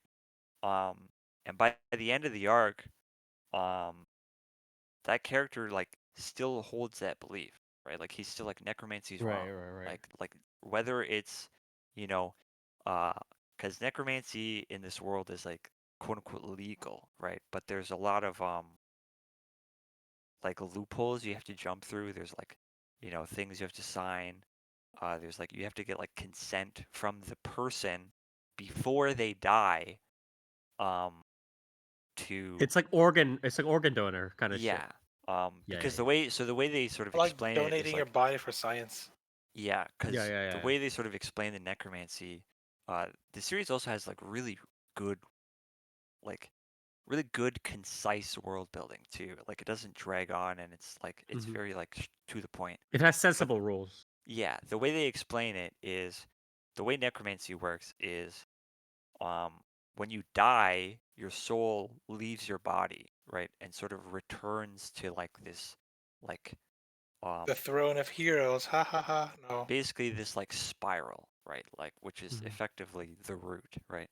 And the soul sort of um breaks down into pieces and gets ready to like reincarnate, right? Hmm. Um but if you decide to raise somebody with necromancy, you're essentially plucking that soul from the spiral and effectively um forcing it back into the body, right? But Yeah. the consequence of that is that soul is now tied to that body forever. Like that soul will never return to the spiral. It will never be reincarnated. So Oh, so the okay. reason you have to get all these like um consent things, right, Permissions. Yeah, is that, permissions. if you're doing that without like the deceased party's consent, you're essentially dooming that soul for the rest of eternity to like essentially just like Sit there languish in the body. forever, Yeah, right? exactly. And Yeah. so the sort of uh like uh like consequence that the person has to weigh when signing away this thing is whether they want the temporary sort of um extra time, quote unquote, with their loved ones, or the ability for their soul to live on and reincarnate, right? Hmm. So it's sort of interesting. Um, but yeah, I really like how this series sort of presents these like moral quandaries and immediately establishes that like these characters already like have their own beliefs on these issues, right? Like they've Right, already right, right. thought about this. They've already, um, like they live in this world where these are like real, like questions that one has Yeah, to it's ask it's not themselves, right? it's not it's not a musical where they're just, or like a Disney movie kind of thing where it's like, what is this gray morality issue? You Yeah, know what I mean? yeah. Um, but yeah, other than that, it's a relatively standard, sort of villain of the week kind of thing. Okay. A lot of them are like 1 to 2 episode arcs. It's very much like How much of like when they're talking about maybe the world or like the themes or whatever, how fast is the underlying development towards getting to like the witch that Guido wants to kill or whatever? um I mean, it's not like it doesn't really go towards that like at all. It's kind Okay, of okay. just So like it is it's pretty kind of like much just just like the the journey. yeah, it's Yeah. like there's that underlying end goal, but like they're kind of just fighting Yeah, I was they're just fighting wondering about mages, what the they're fighting variant of those. witches. Yeah. Yeah. Um, Okay, okay, okay, it kind of just goes on. okay. Okay. Um, Pretty good. but yeah, as Can for yeah, the audio visuals? visuals, yeah, they're interesting. I think the art style is like Okay. unironic fucking peak, right? Okay. Um, it like the way this series is drawn, it really takes me back to like 2012. You know what I mean? With I know what you're like talking about. Yeah. with something like with like Jormungand or something. You know what I mean? Yeah, yeah, The yeah, way yeah, yeah, yeah, the yeah, way like yeah. the eyes are drawn with like the really thick like pointy eyelashes. Yeah. Um, like the color palette as well. It's like muted, but it's warm. Hmm. Um, Or even just like a little bit 1 or 2 years before that, maybe like do da da da or something like that, yeah, right? yeah. Yeah, yeah, A lot of times there will be moments where it's like, whether it's, sort of introducing a new character yeah. or sort of like very important moment is happening. They will Hmm. have these like almost like watercolored like still images that have like this flowery border around it that sort of reminds me of fuck, what was that like? What was that detective series with the like goth lolly in it? You know what I'm talking about? Go sick? Yes, yes, yes. It's kind of reminiscent of something like that. Um, but yeah, it's just a very like sort of nostalgic um art style. Hmm. It's really cool. But as for like the animation itself, I mean it's serviceable. The action is okay. It sort of helps that a lot of it is, just casting spells and shit. Right, Um, right, so there's not too much like choreography that needs to happen. Um, right. yeah. As for the soundtrack, the general OST is pretty good. It's got kind of like a funky, like jazzy um vibe to it, which is pretty nice. I Hmm. think the OP is pretty forgettable. It's pretty generic. Um, the ED is quite nice. I think it's got a nice like um storybook sort of visual to it. Um, the song is also quite chill, quite mellow. It's Kari no Thrill by Yoshino Nanjo. It's quite Oh, okay. good. Nice, Yeah. nice, nice. The voice cast for this series is kind of insane, in my opinion. Um, Right. the two mains, Guido is voiced by Yu Tachi. Just a pretty good voice. She's doing this sort of tough girl like delinquent voice. Um, Ashaf, the mage dude, voiced by Toshiyuki Morikawa. He's doing this sort of like calm, cool, collected, yet confident, sort of braggart, like con man kind of thing. He's quite Hmm. good at it. Um, some of the side characters in this are a bit crazy.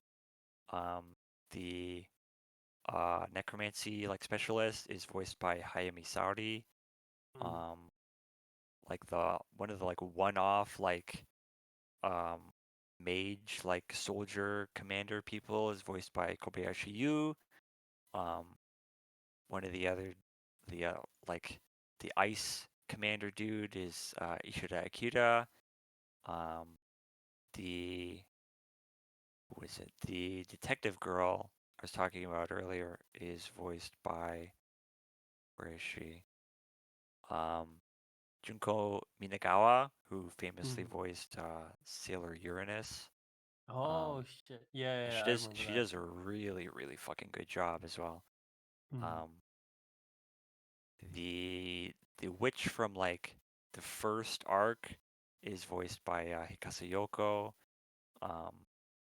Yeah, there's a lot of like one-off characters in this series that are kind of just voiced by like, you know, quite popular VAs, which is pretty And I also surprising. think that like the choice for Guido, like there could be have been, there are plenty of um more kind of rough and tumbling kind of voices that are still that are still feminine. Like you could have again, like Kobayashi Yu could have been Guido, Yeah, or you could definitely. have had Koshimizu Ami. You could have had the voice actor for Ryder, for instance, Asakawa Yu, stuff like that. Yeah. There are a couple of other choices, but the choice to use Taichi Yo, who is very famous for doing a lot of uh, like kind of shota, like small male boy, kind of boy, very like obviously boyish they're boys, right? Yeah. Characters as well as some other kind of more uh how do I say it, like Onesan kind of or older kind of rough and tumbling roles, like Dorothy and Princess Principal, for example, stuff like that. Um, the choice to use her for the voice, I think, turned out to be pretty good as well. I saw some of the episodes and I was like, Yeah. oh, okay, this is a pretty interesting choice. Yeah, she does a That really worked good out pretty job. well. But yeah, other than that, I mean, I think pretty much all the characters, I think they jive quite well. Yeah. It's a pretty, it's a very serious series. Like, there's not really any, because like even in something like It's not like say, Marvel comedy kind of yeah, even in thing. Like, something like yeah. say like Helsing, right? There's like comedic moments. This doesn't really have that. There's a few more light-hearted moments, but there's still, it's kind of just like Guido and Ashaf, um, bantering. You know, they have sort of an interesting dynamic. That's, they're obviously friends, right? Right. But it's sort of a friendship where like, you know, one of them threatens to kill each other all the time, kind of thing. Um, you know, but it's not like there's no like slapstick. You know what I mean? It's sort of like just more lighthearted moments. But other than that, it's pretty toony. It's pretty dark. It's pretty serious. But um, it's not like edgy. You know what I mean? Like there are definitely moments that are like, They're not trying to push it by being like, we're going doing.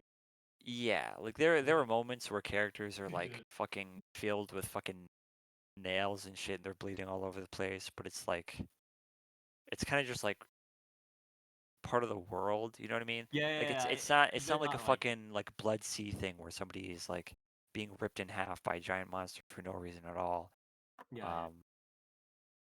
Gotta It's leave kind of that to just my like, series here. yeah, it's kind of just like uh you know magic in this world is kind of fucked up actually.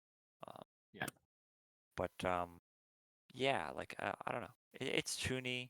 But it's like unapologetic. You know what I mean? Yeah. Which is I think kind of what sells it. Um, And it's not pushing it too hard. yeah, That's yeah. probably Um, But yeah, I really like this series a lot. It's like I said, it feels very nostalgic. Um, yeah. if you're like Especially the pining, artwork again.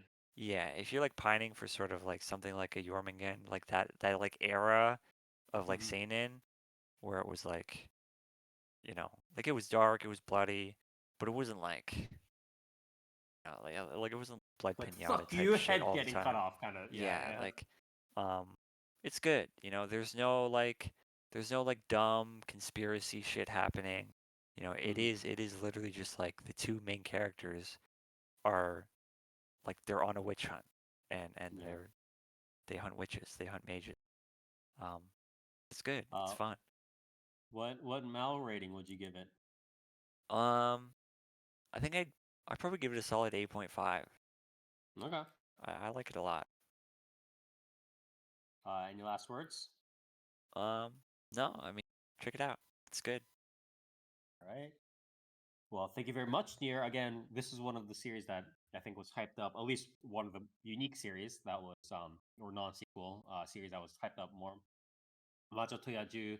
I think it has a 7.2 on. I think people do like it quite a lot here as well. Yeah. Um, but yeah, done by Yokohama Animation Lab, who did the Might Have stuff, great series recently, and they really pulled out all the stops on this one. So please do check it out if you do like this darker, kind of episodic adventure kind of stuff. Some pretty unique characters and perspectives. So yeah, check it out. And last, and definitely least, we come to my series. Now, a couple of days ago, I was in a much better mood, and I was like, well, I wasn't in like a super much better mood, and I was like, well, I need to like last episode, I'll cover the big one. This one, I have one slot left. I'll probably need to use it for like I don't know, Tales of Wedding Rings, Kekkon Yubi wa Monogatari, or maybe one of the other like weird series, and then we'll write it off, right? And I was thinking, uh, but we do need to cover this one series that has been on everybody's minds, fortunately, but one that nobody uh, amongst the four of us wanted to cover. So I refused. Are you I talking straight up, about I straight up Spire? refused. Spire, what are you talking about? Everyone wanted to cover this one series. yeah, everybody loves this series. Wrong. So I took it upon myself to so Nier wouldn't jump off a bridge here. So I took it upon myself to cover probably the most hyped up non-sequel series of the season. I think I would say. I think people would say, for bad or for good, Unfortunately. right? Yeah, this is the most hyped up series of the season, and it is Delusional Monthly Magazine. Delusional Monthly Magazine. No, it is Solo Leveling, or also known in Japanese as Oredake Level Up Naken. It is not actually Japanese original. It is a Korean manhwa or web comic, I believe, rather original. Um, Manhwa is just a general term for comics in or animation stuff in yeah.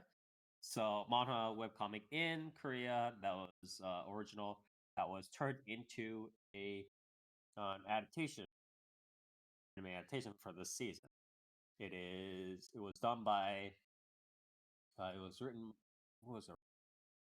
It was written by author named Chugong, and art was done until I believe mid 2022 by a person named Dubu, who he did pass away in 2022. I don't know whether Chugong does the art solo now or what happens, but unfortunately he did pass away before the fruits of his labors, the anime created could be seen.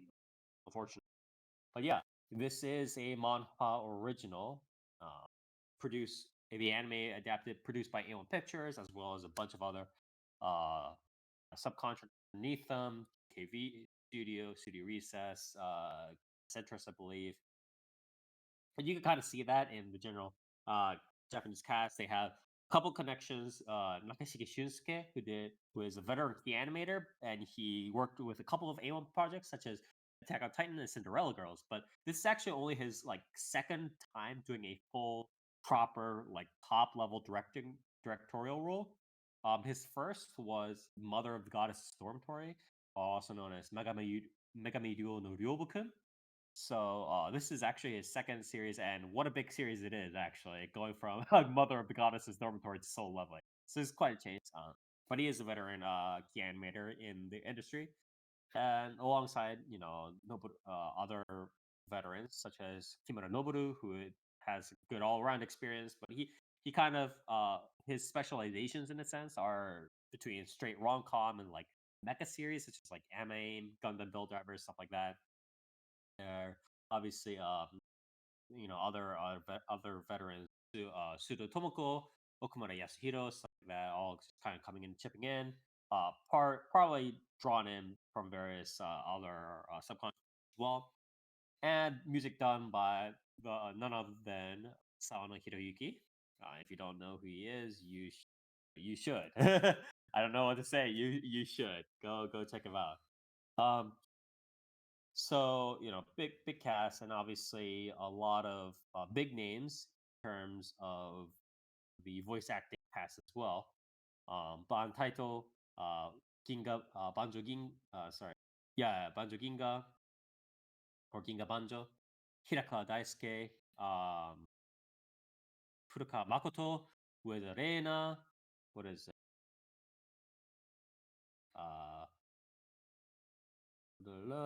Yeah. Couple of like different names here. Mochizuki Eri here, Junichi Suabe. A decent number of names kind of pulled up in the voice acting cast. So a decent amount of money went into here as well.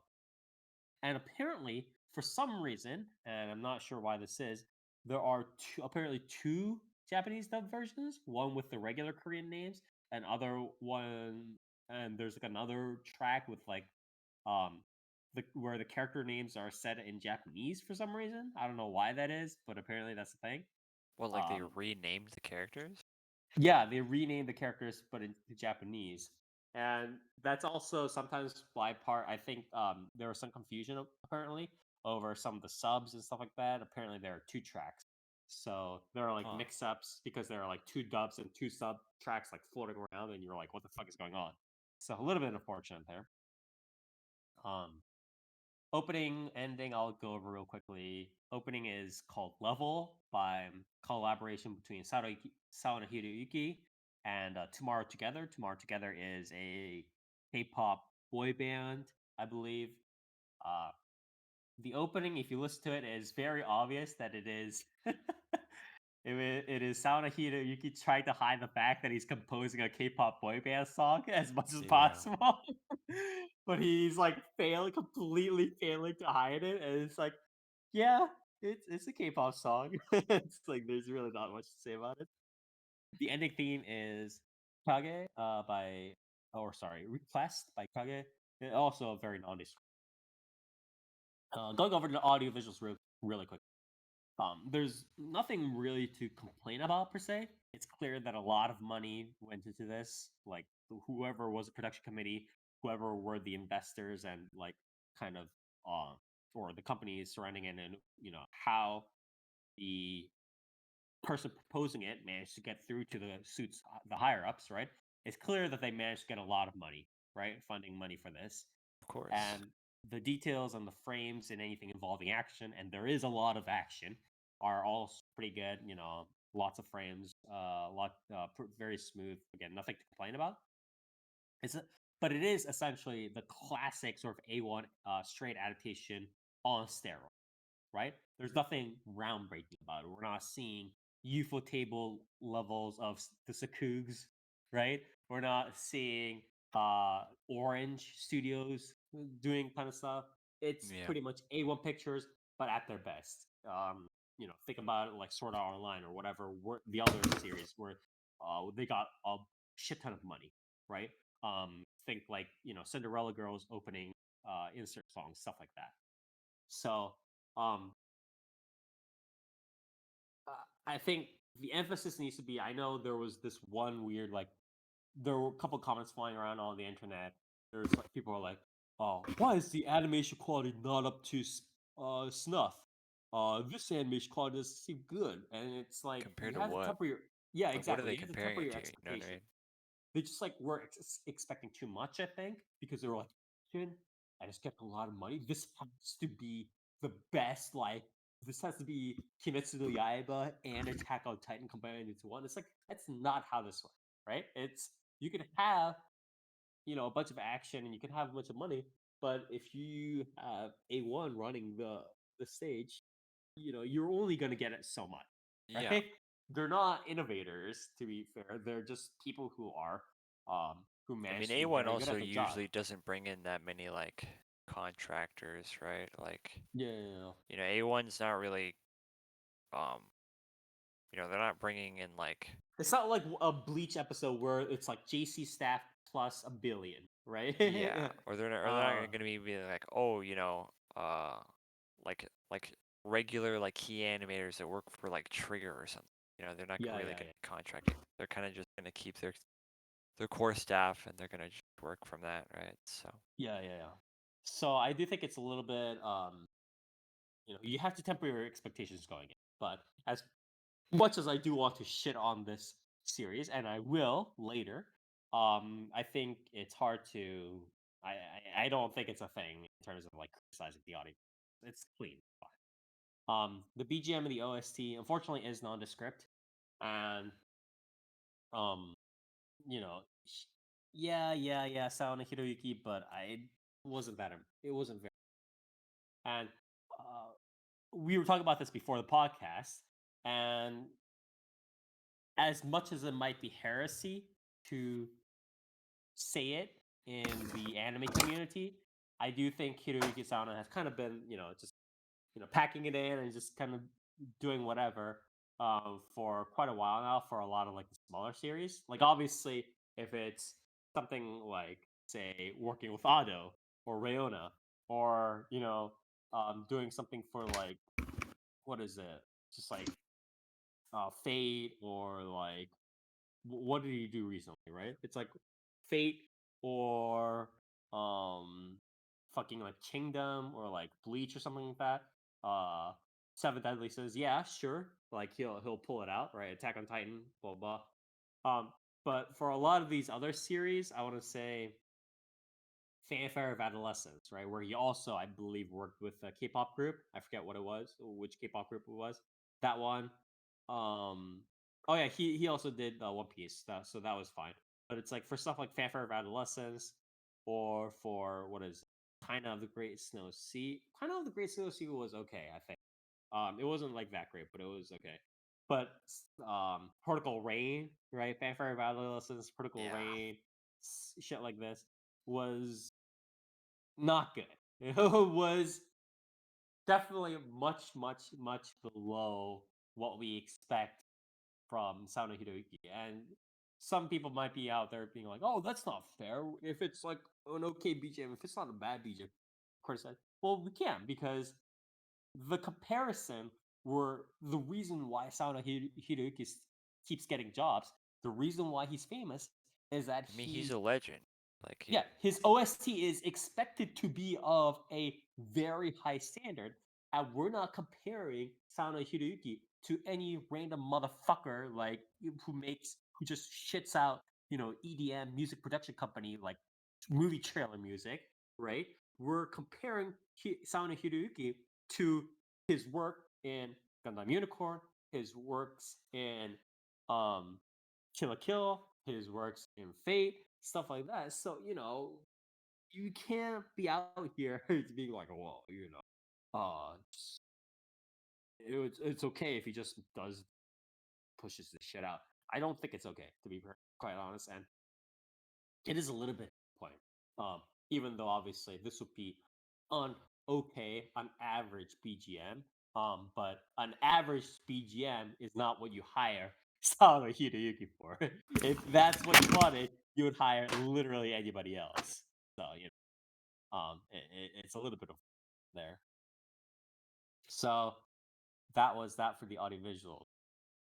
Going in, I'll make a quick description of this. I don't even want to talk. I don't even want to read the mouse synopsis. But TLDR is you have this world, and monsters are coming out of this world, right? It's like a general like modern setting, right? Modern city setting. But monsters are coming out, but in exchange, people are awakening to these sorts of like superpowers. And the people who are awakening to these superpowers are called hunters, but they like the level of power that these super powers exhibit, right, are varying in degrees, right? Some people can have super strong powers or super strong specs, and some others have very weak specs and power.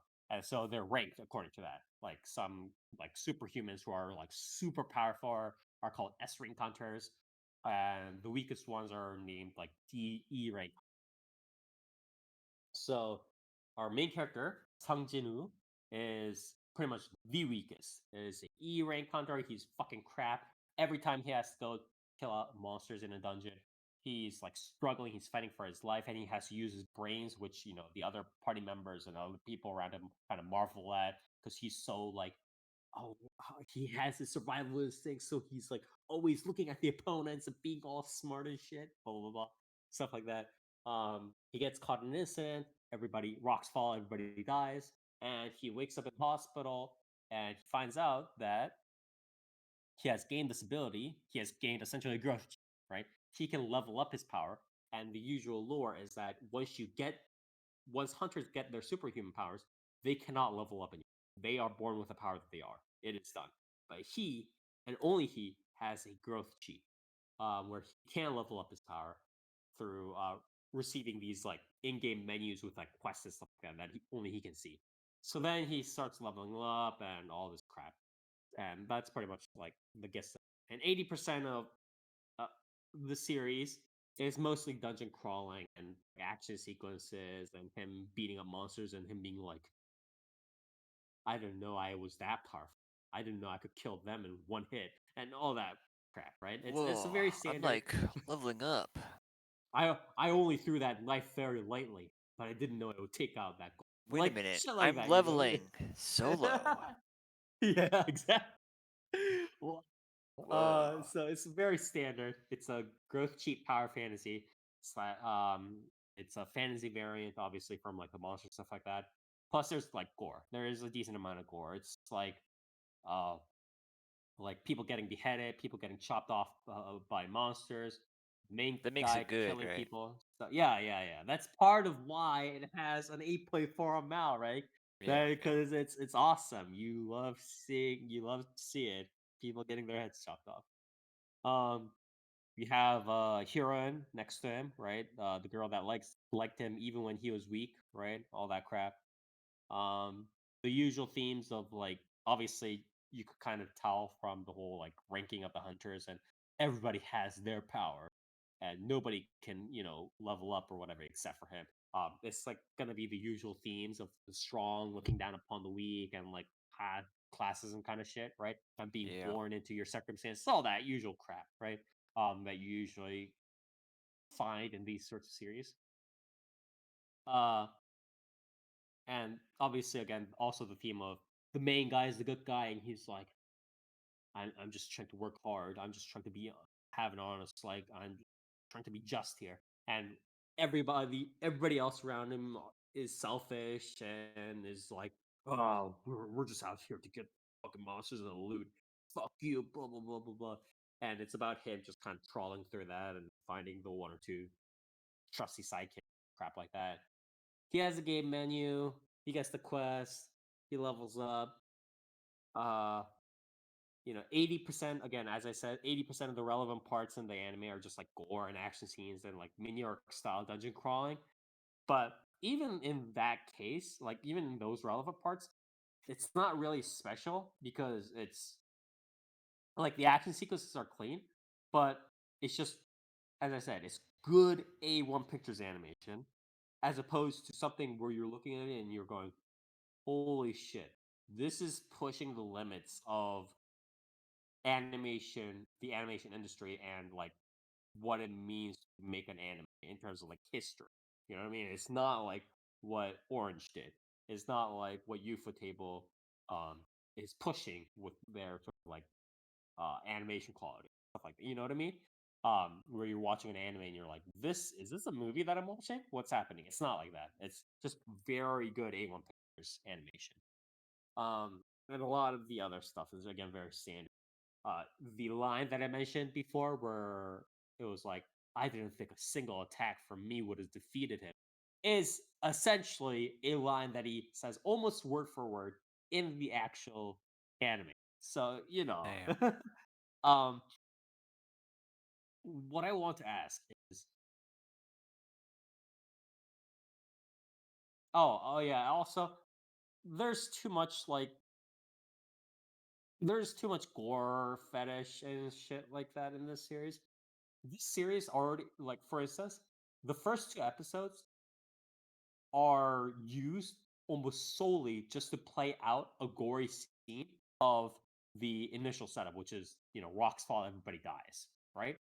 And all this time I'm thinking it's literally just that. It's just at least 1.5 episodes, almost 2 episodes of just people getting killed in the dungeon. And throughout those 2 episodes, I was thinking, I don't need to see Why that. am I watching this? Yeah, I don't need to see this because it's Yeah. not like there are some of the characters in there that say stuff that's like mildly, oh man, um, kind of help kick it back to his initial background, which is, oh, I am struggling. But like, why am I always the straggler? Why am I always getting fucked up? Stuff like that. There's like one or two lines in there, but the rest of it is just like them just getting quashed by the rocks. So, yes, there are one or two important lines in the entire 2 episodes, but no, I don't think I needed an entire 2 episodes to, experience that. You know what I mean? So too much gore fest. I don't need that. And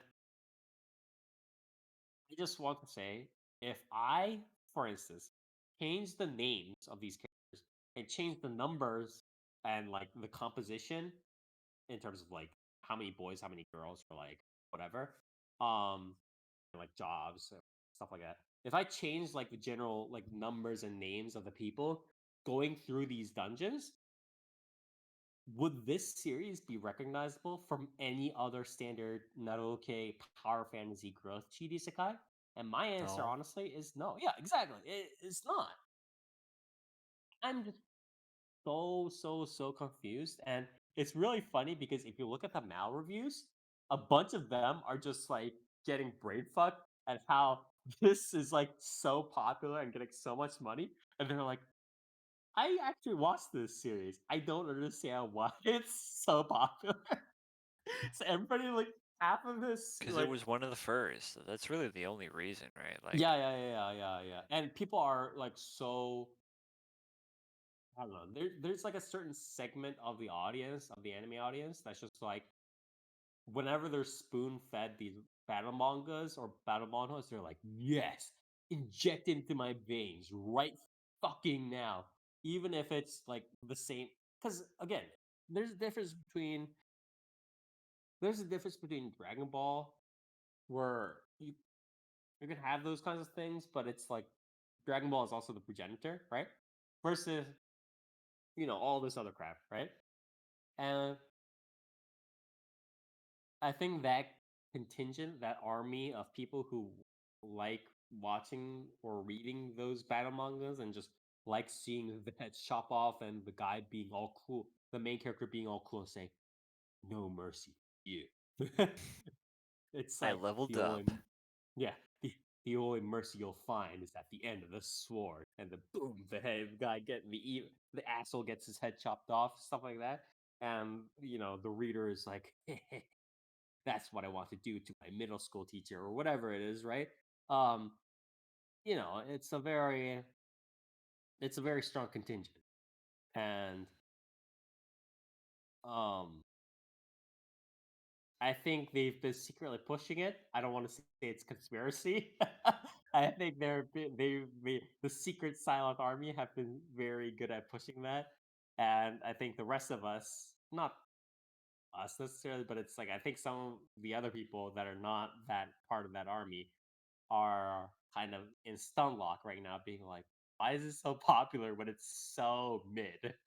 When it's so mid. So it's a little bit unfortunate. So yeah, I mean, there's not too much to say about it. Most of the other episodes is just standard. Oh, I'm just trying to level up, man. Trying to live an honest life. Oh shit! I just lightly threw a knife at that monster and it exploded. How did I do that? And it's like, oh, you're the bad guy. Who you guys are just being selfish. You guys had no mercy for others, and now you want me to have mercy when I pwned all of you guys. And this very, very played out set of very played out set of tropes, right? I don't even. It's very hard for me to go on, and all I'll say, I guess the rest, I'll final really significant words I'll say about this series during this review is, and Dark, I think I want this to be a caption for the thumbnail of this series is, this series is A1 at its best, manhwa at its worst. And I think that very aptly describes this series. I I don't know. I just think that even as like a battle manga, it's like barely worth opening your eyes to. And other than watching it for like the whole, oh wow, the weakest guy is growing into an S rank adventurer and he's slashing the throat of the dragon. Unless you're watching it 100% for that, everything else is pretty much garbage. There's no other reason, zero other reason, watch or read this series other than, wow, she took the knife and he slashed the lightning black dragon through the fucking throat. There's zero reason, other reason to watch it. And again, A1 does a pretty decent job of providing those action scenes, but the moment the action settles, the moment the characters start spewing words, coherent human words out of their mouth holes after they are done killing the demon spiders, right? Everything kind of falls to shambles, which is unfortunate. Not unfortunate. It's just unfortunate that money that has been created in this economy, in this global economy, has to be funneled into a project like this. But it is what it is, right? How do you I feel don't. about the relatively prevailing narrative that this is like this Not is the anime, this is like the not the shining manga. beacon and sort of base of Korean manhwa? I don't. I, I think. How do I say this?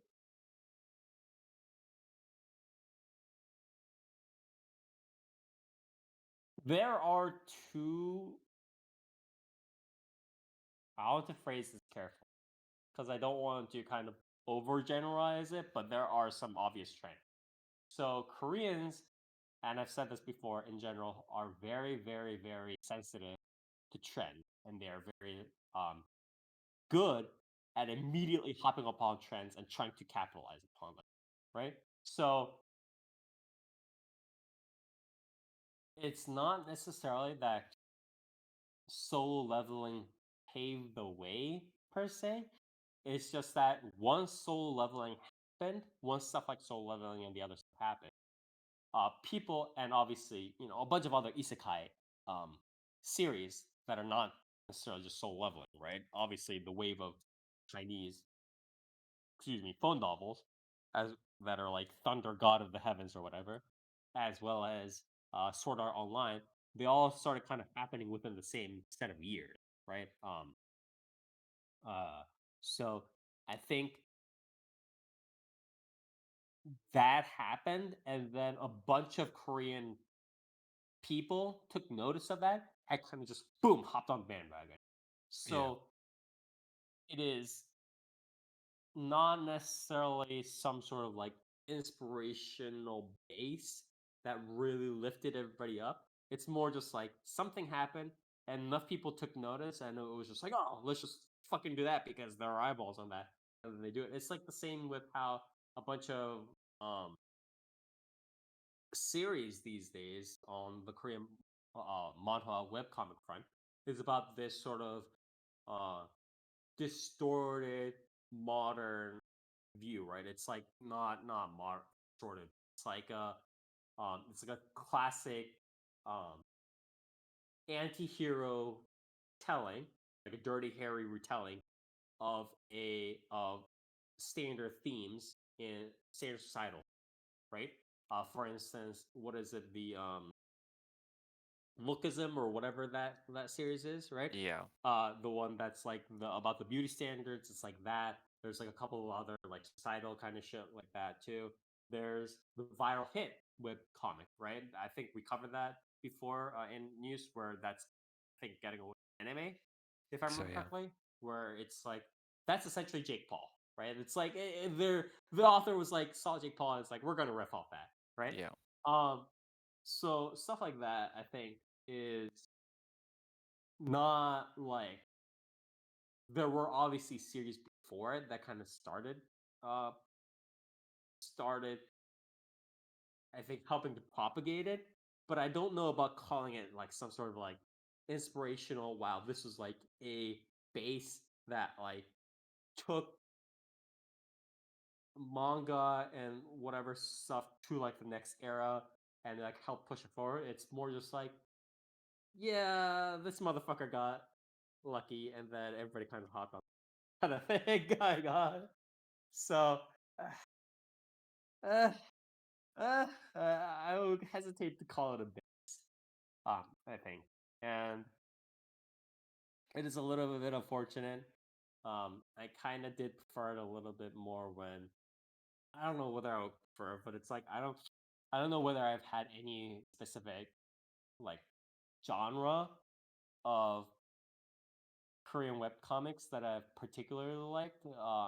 At best, I would rather just go with general mellow romance kind of series like Orange Marmalade, and you guys can date me on that because it is an older series.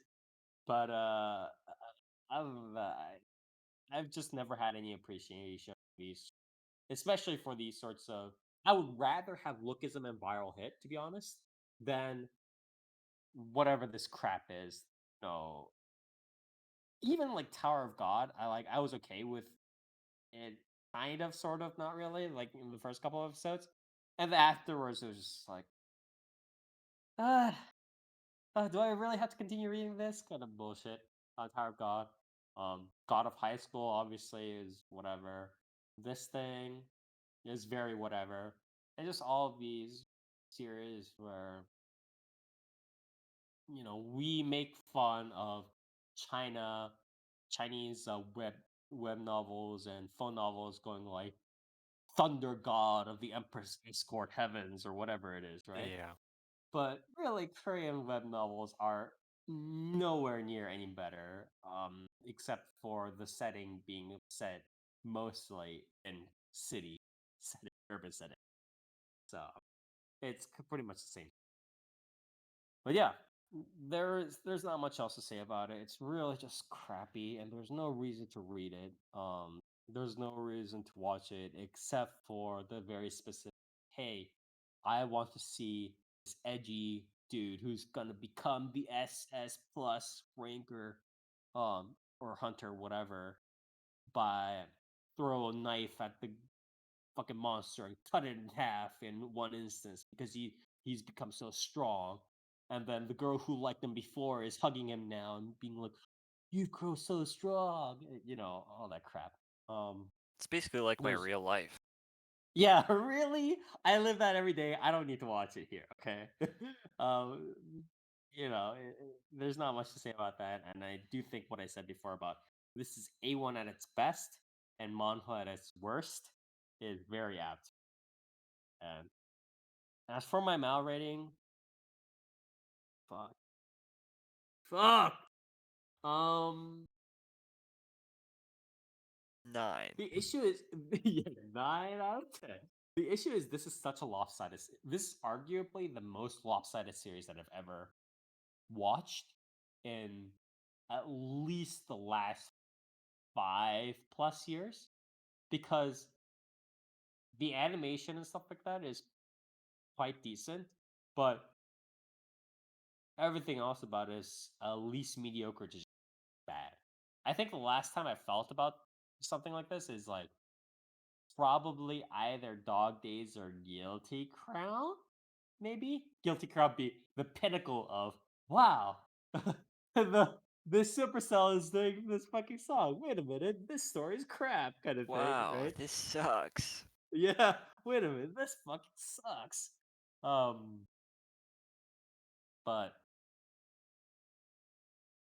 I would have to give it a 2. And none of the 2 comes from the story. The two is solely made up of the fact that A1 Pictures managed to uh, animate it cleanly, and we have the battle sequence.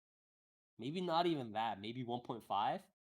1.5, and every single iota of that 1.5 score comes from the fact that A1 Pictures managed to animate the battle scenes mostly smoothly, and the action sequences mostly.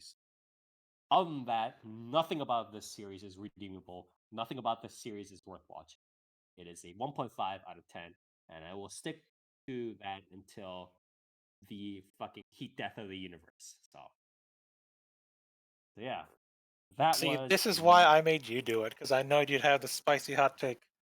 It's a really hot take. I feel like if any of us, except for you, Toast, reviewed this, it I would think probably this it is would probably be like a genuinely negative. Like, I think this is a I mean, I pretty I split. honestly probably would have been even harsher, cause Yeah, like, this is cause very split. I think on the internet because it's like it's split between the people who are like, "But I love watching this dude slice up the magic Hydra dragon with his plain knife because he's so he powerful." leveled up. He's Yeah, leveling solo. Wow. yeah.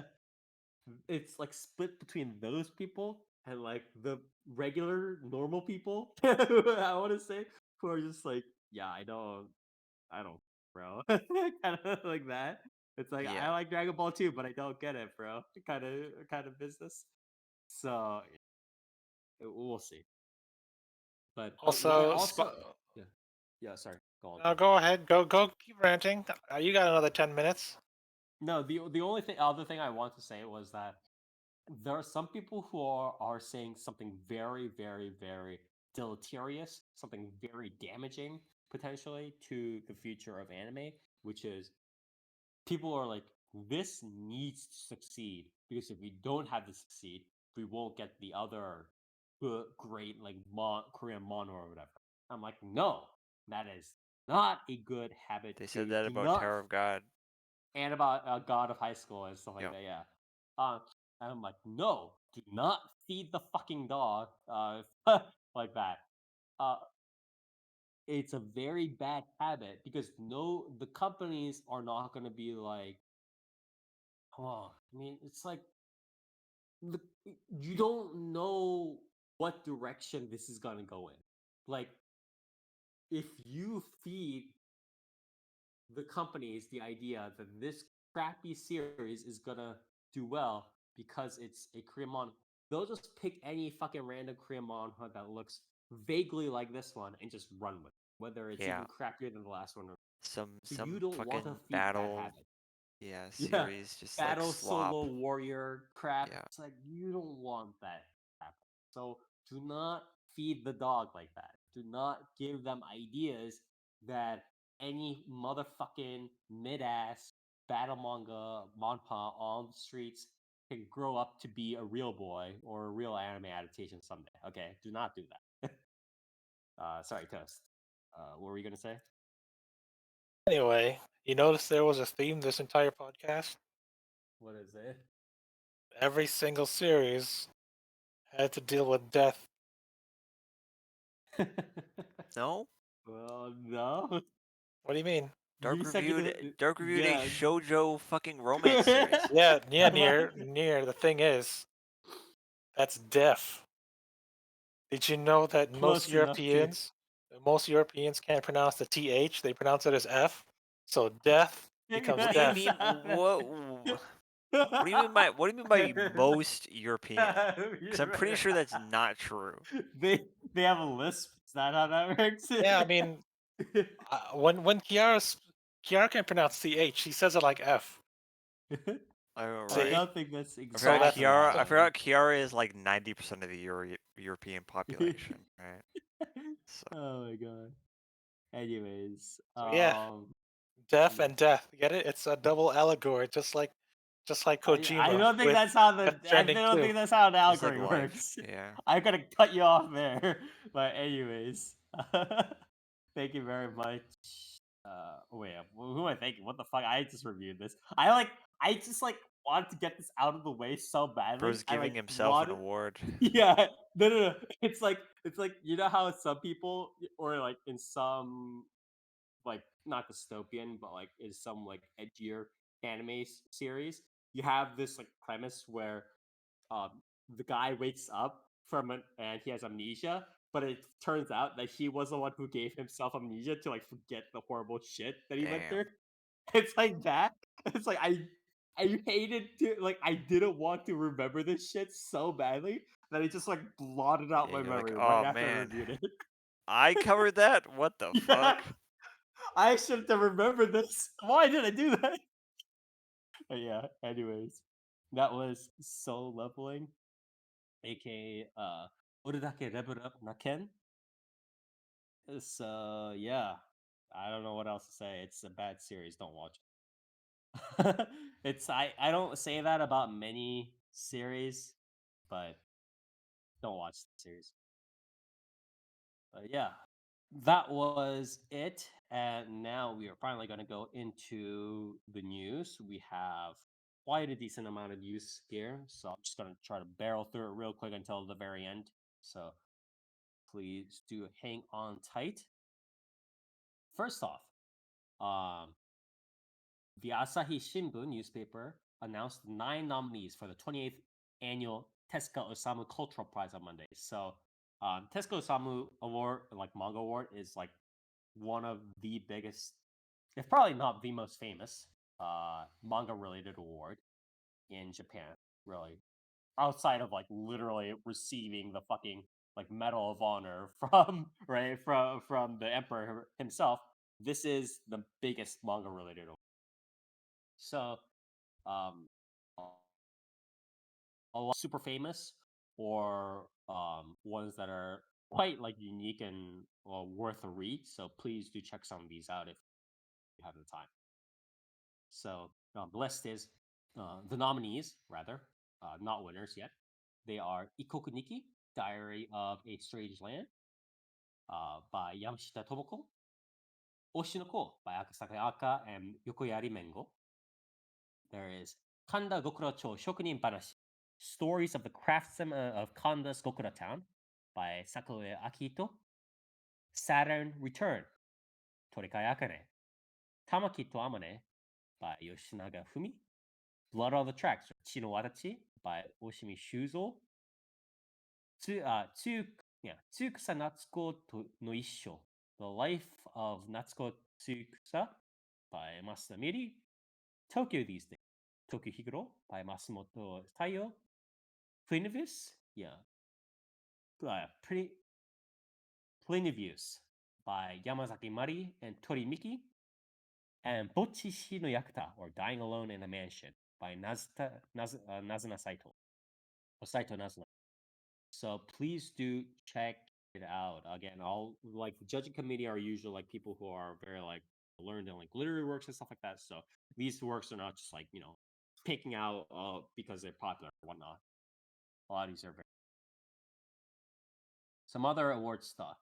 Boy and the Heron, Miyazaki's latest movie work, wins the BAFTA Awards from the British Academy of Film and Television Arts. So congratulations to them. 18th Seiyu Awards came out. So 18th, the Seiyu Awards are like annual awards for awarding Seiyu who have done various accomplishments. So the winners here, excuse me, Ichino Sekana, I believe, won for the best lead actor, as well as Ura Kazuki. Supporting actor awards goes to Azukami Yohei, Iwami Manaka, and Noto Mamiko. New actor award goes to Igoma Yurie. I think one of us actually gave the award, right? During the award show to Igoma Yurie, Sakakihara Yuki, Toya Kikunosuke, who I believe didn't he do Denji, if I remember correctly, right? He did Denji. Yeah. Hara Nanaka and Yomiya Hina. But yeah, I think we covered at least a couple of these new actresses in our awards, right, as well. Kesoku Band, the Butcher the Rock Band for Singing Award.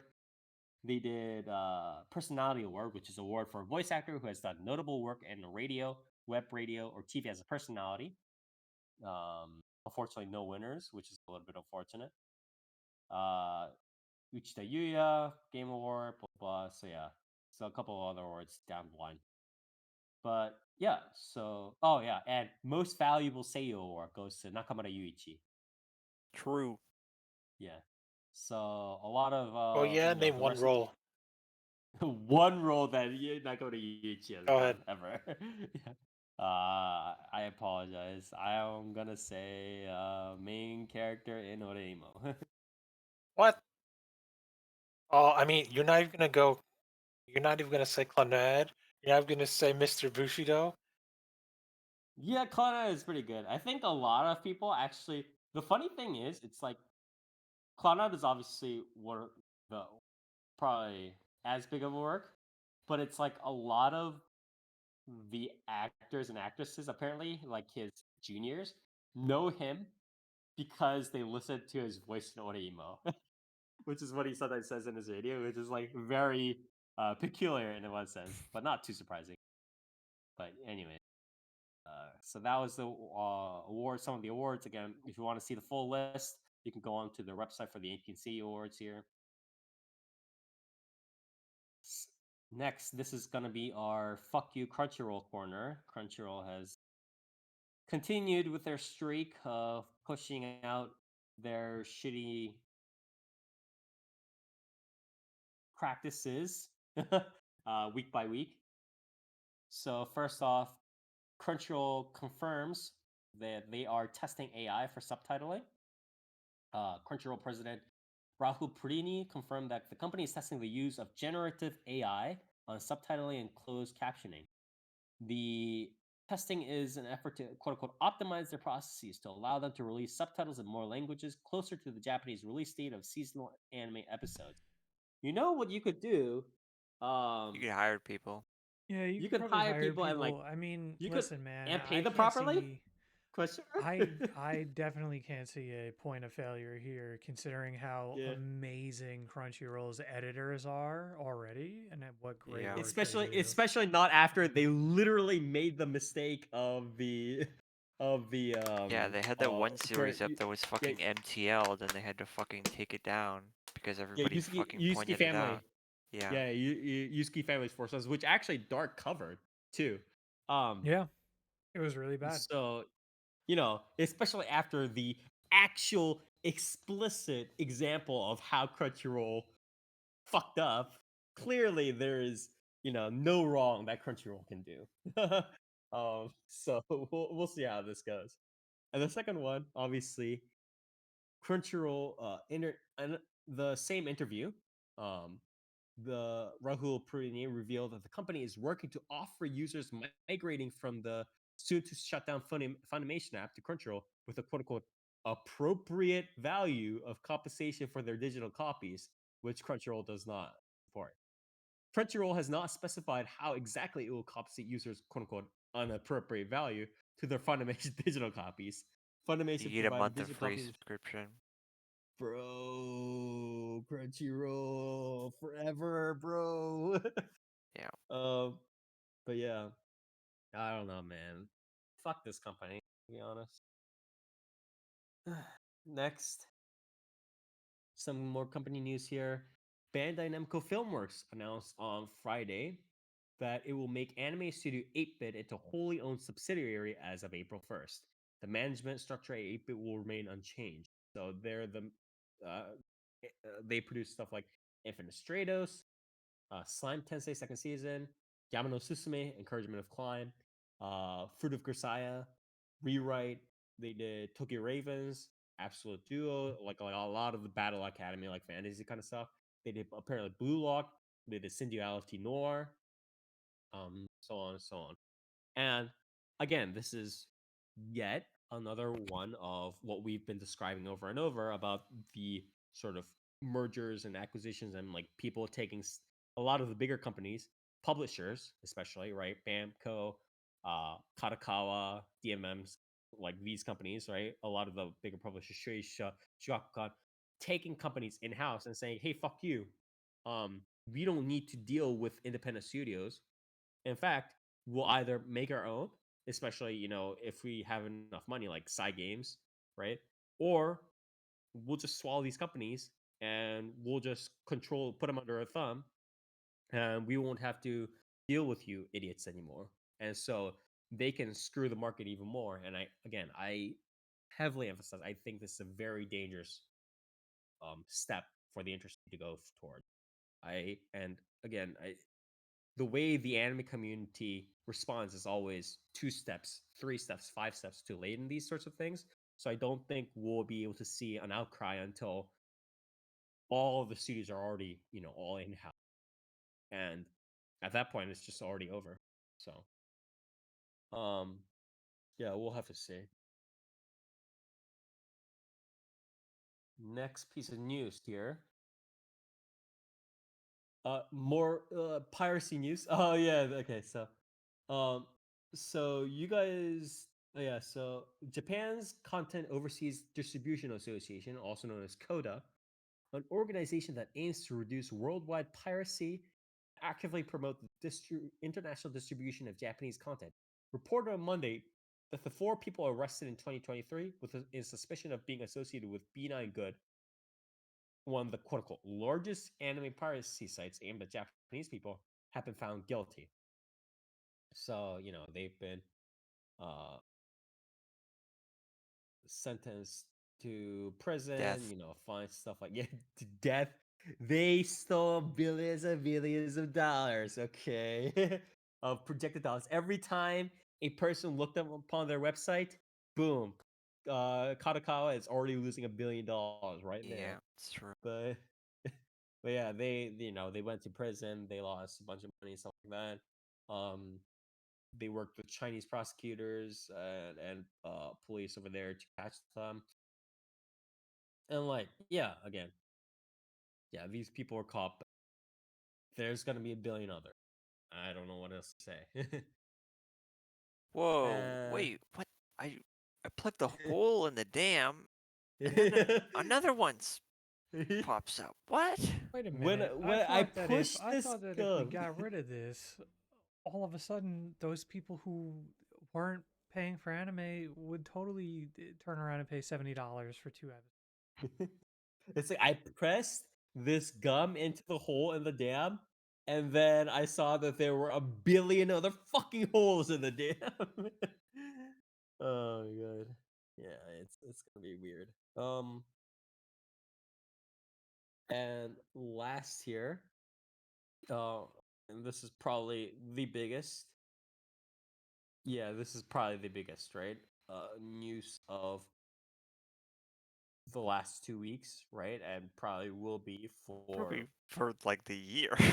yeah, probably for the year, is that the author of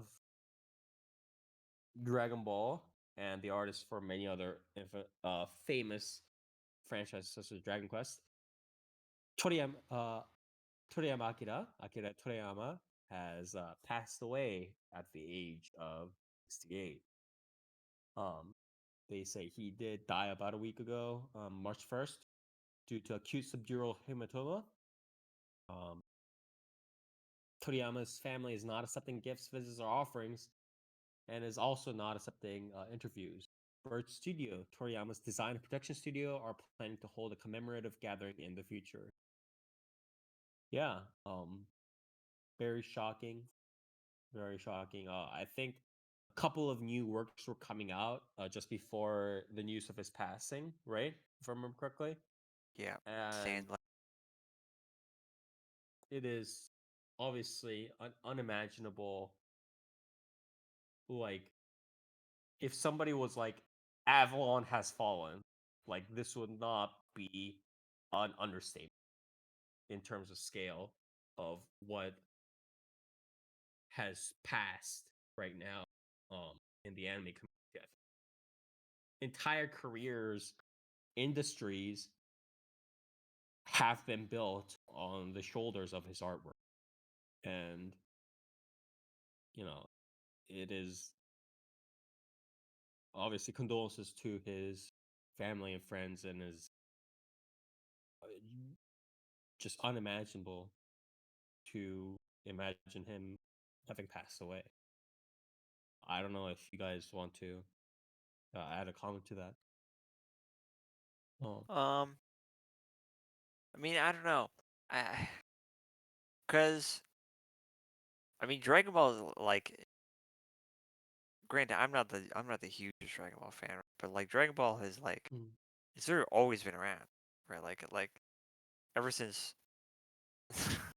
like ever since I And was old it's enough not to just like watch, yeah, ever since I was and old it's enough to not just watch like been around. TV, It's a right? bedrock. It's a Yeah, bedrock of like so much. and like Dragon Ball has sort of permeated like culture, Yeah, popular like culture. literal, Sure. not Yeah. not just like um not just like Japanese culture, you know what I mean? Like literally Yeah. worldwide. Like I don't think Yeah.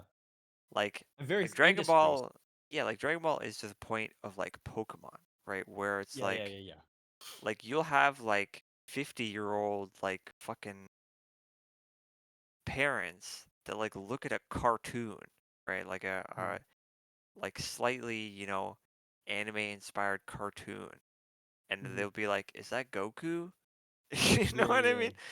Yeah, Like, or like people who are like just like random, people in the middle of nowhere, just like fitness influencers that are like, oh, I want to do like a Goku fitness like workout or yeah. whatever. Like people, yeah. Um, and it's kind of just crazy that like, this like the guy that sort of made this series that's sort of like kind of just permeated like the minds of pretty much like every person on the planet is like gone.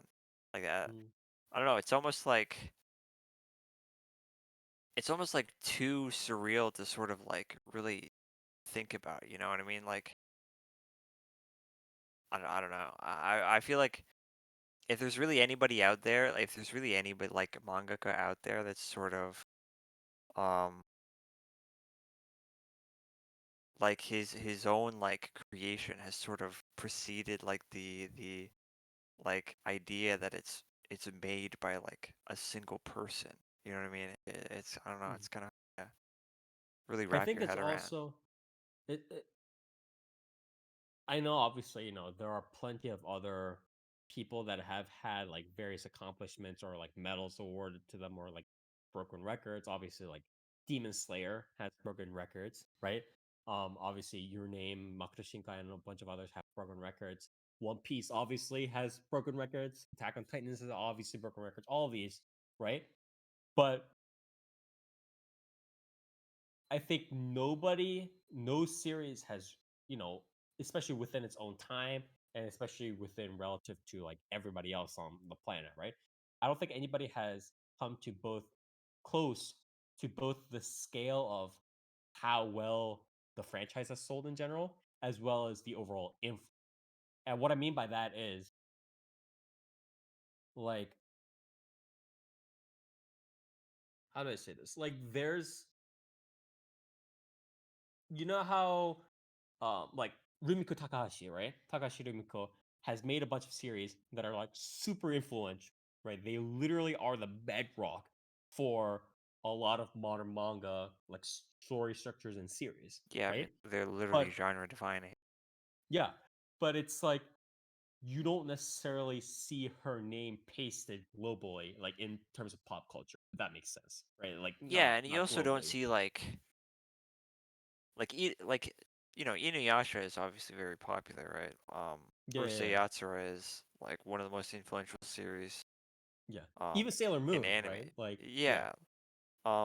But it's like You don't see them like again, as like you if you said, show permeated. like a picture of like Lum to Yeah, like yeah, yeah, exactly. That's what I'm saying. like most people are probably like these days they're probably not really gonna they're not gonna recognize the character, right? Yeah, yeah. So But if you it's like show that's someone a picture of Goku yeah, or Piccolo or like yeah, Krillin, like you could pick so many characters from Dragon Ball and just show them to somebody, and like they'll either know where the character is from, or they'll at least recognize the character, and like they'll have seen that character before yeah, somewhere, yeah, right? yeah. Yeah, I mean It's that it's combination. I was gonna say, like, the way I think of it is like I try to think of a single like nation where Dragon Ball didn't have some sort of prevalence, and it's like, Mhm. are there any? Like, Yeah. is there a single It's like part of the world where like Dragon Ball just didn't have a massive impact or like mainstay in any sort of pop culture? yeah.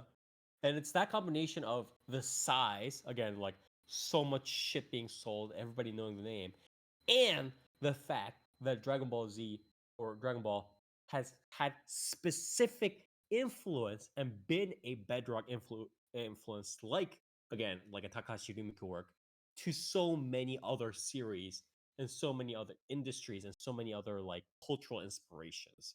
And that's just, I think, one thing that I don't think any other series really comes close.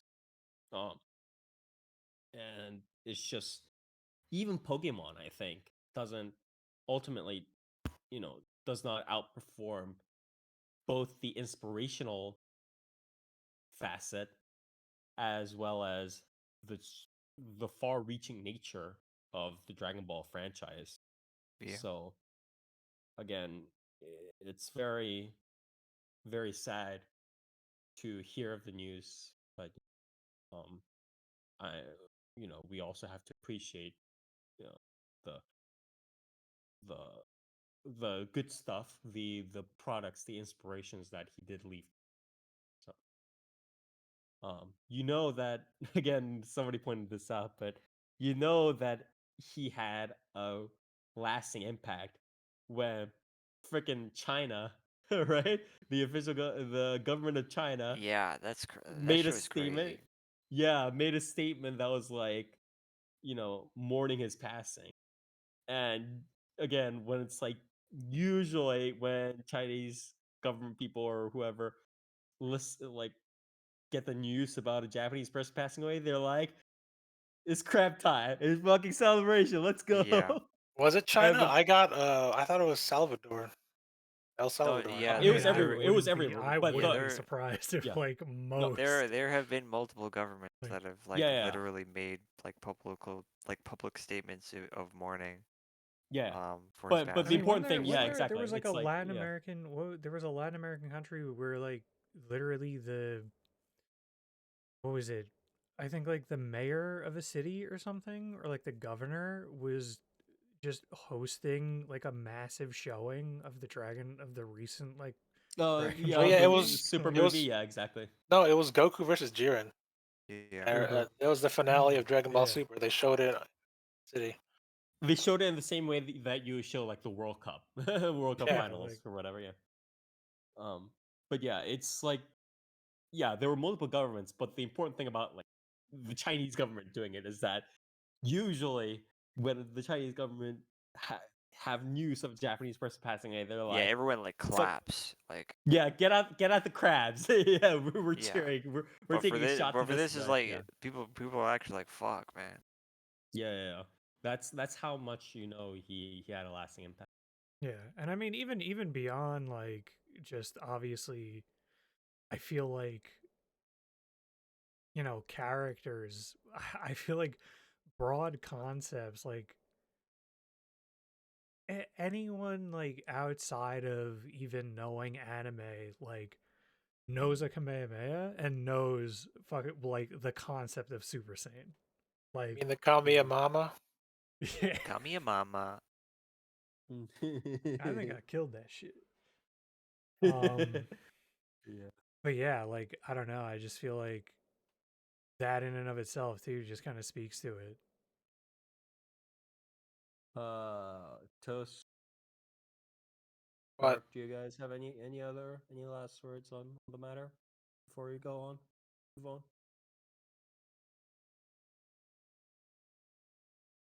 Dragon Ball is basically the godfather of all anime, like, and the introduction to basically every anime watcher of this current generation, and moving forward like several years from now for a long time. And if you don't believe me, all modern shonen have basically been influenced by Dragon Ball in some way or another. If you think Naruto, Bleach, One Piece, the big three, those are all influenced by Dragon Ball. Yeah, yeah, for And sure. those that influence that are going to be those three influence others, and it's going to keep going on that for a long time. Mhm. And what Toriyama did and his legacy is irreplaceable in time, and not just in Dragon Ball, in most games too. You Mhm. think you see most people you see Chrono Trigger, that's Toriyama. That's Dragon Quest is probably the de facto fantasy RPG genre in Japan, even more so than Final Fantasy, Mhm. and all his other works too. Doctor Slump, uh, Aura. Is it Arale or Doctor Slump? I don't know. Dr. Slump was his first one, right? I think. There's those aren't those the same? Whatever. Sandland, Nekomajin, they're all influenced by Toriyama, Mhm. and we lost a lot. These few years ago, we lost the creator of we lost the creator of Yu-Gi-Oh! Kazuki Yeah, yeah, Takahashi yeah, a yeah. while back, and that hurt. Yes, yes, That yes. hurt, I but this losing Akira Toriyama now, especially after Super and his upcoming projects that he had, this one definitely hurts the most in my childhood out of everything else. So yeah, we, Dark. we lost a good one, Yeah, and yeah. the world suffers because of this. Thank you. Dark. Anything that you want to say, or before we move on? Nah, I mean, not really that what we already said. Like, I think I would be shocked if we see anything that ever comes close to that, like again, of it, of like, and I mean, even Toast bring up like Dragon Quest and stuff. I would be shocked if we find if we have someone who is that sort of like influential again in general. Yeah, It's gonna be a yeah, while at the very least. I feel. yeah, yeah. Uh, so yeah, again, condolences to his family. Um, yeah. Anyways, we should move on. One last thing before we do go on to the shoutouts callouts. This one weird freaking piece of news. Um, one of the producers that were closely working with that had previously worked on a lot of Shinkai Makoto's works, such Oh, as The Place Promised in the Early Days, The Children Who Changed Lost Voices, The Garden of Words, Kimi no Nawa, Weathering with You, Suzume.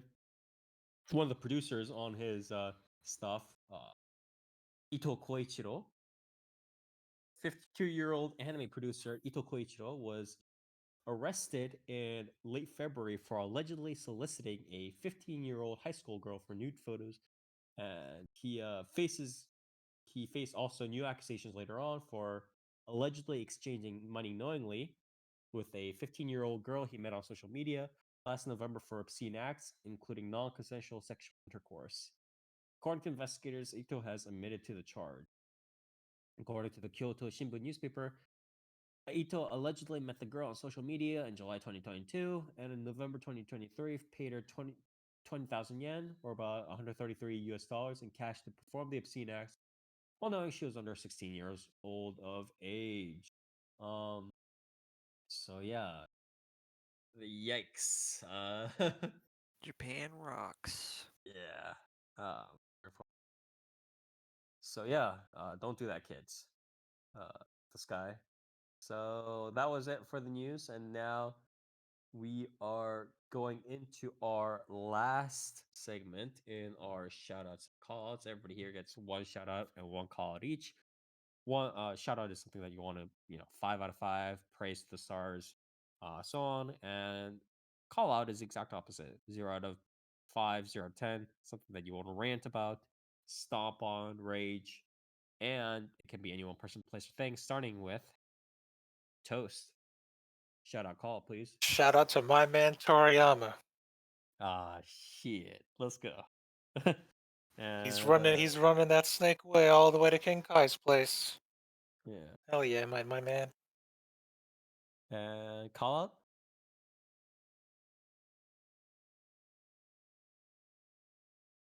Subdural hematomas. Yes. True. Thank you, Toast. Near. I'm gonna shout out. I think I'll shout out FF7 remake. Game's kind of good. It's Okay. it's got a really good OST as well. It's kind of crazy how good that soundtrack is actually. Pretty good. It's been pretty cool seeing like this sort of expanded character scenes as well. Mhm. As for Call? callouts, I don't know. I'm gonna call out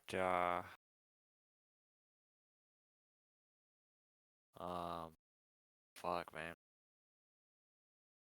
I'm gonna call out the I'm gonna make it spicy, I guess. I'm gonna call out Omegle streamers. I think if you're Okay. an Omegle streamer, you should be just shot. Um, I don't know if anybody here has been keeping up with the multiple dramas that have come out from multiple Omegle streamers on Kick. Oh, In the past. anything on what is it? Benton Quinn? Is that his name? I don't know, but I forget the most recent dude's name, but um, yeah, there's some crazy shit. If you just look up like um, you know, kick Omegle streamer drama. There's some crazy shit going on over there. Yeah, I think if you're a fucking person that streams Omegle on the internet, you should be shot like straight up. But yeah. All right. Next on the line, Dark. Shout out, call, please. Um, I don't know. I guess I don't know. Shout outs to the new Fortnite season. Cool. It's fun. Got a cool battle pass, cool weapons, fun gameplay. And yeah, I guess for my call out,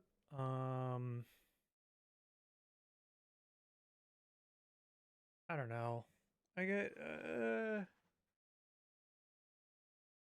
I guess just the state of Helldivers 2.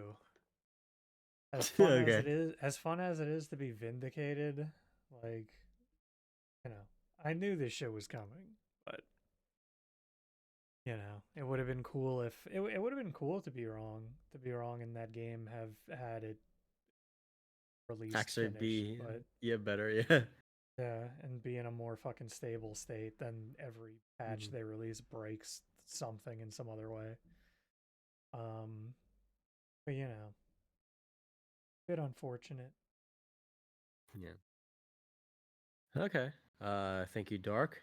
And I guess last year, my shout out is gonna go to all of the people who kind of, take it upon themselves to help further their communities, you know, uh, whether it's, fighting games or whatever it is, or rhythm games, or, taking their hobbies and trying to extend it on and trying to promote it to others and in a healthy and productive way, and getting others to become interested in it. So shout outs to them.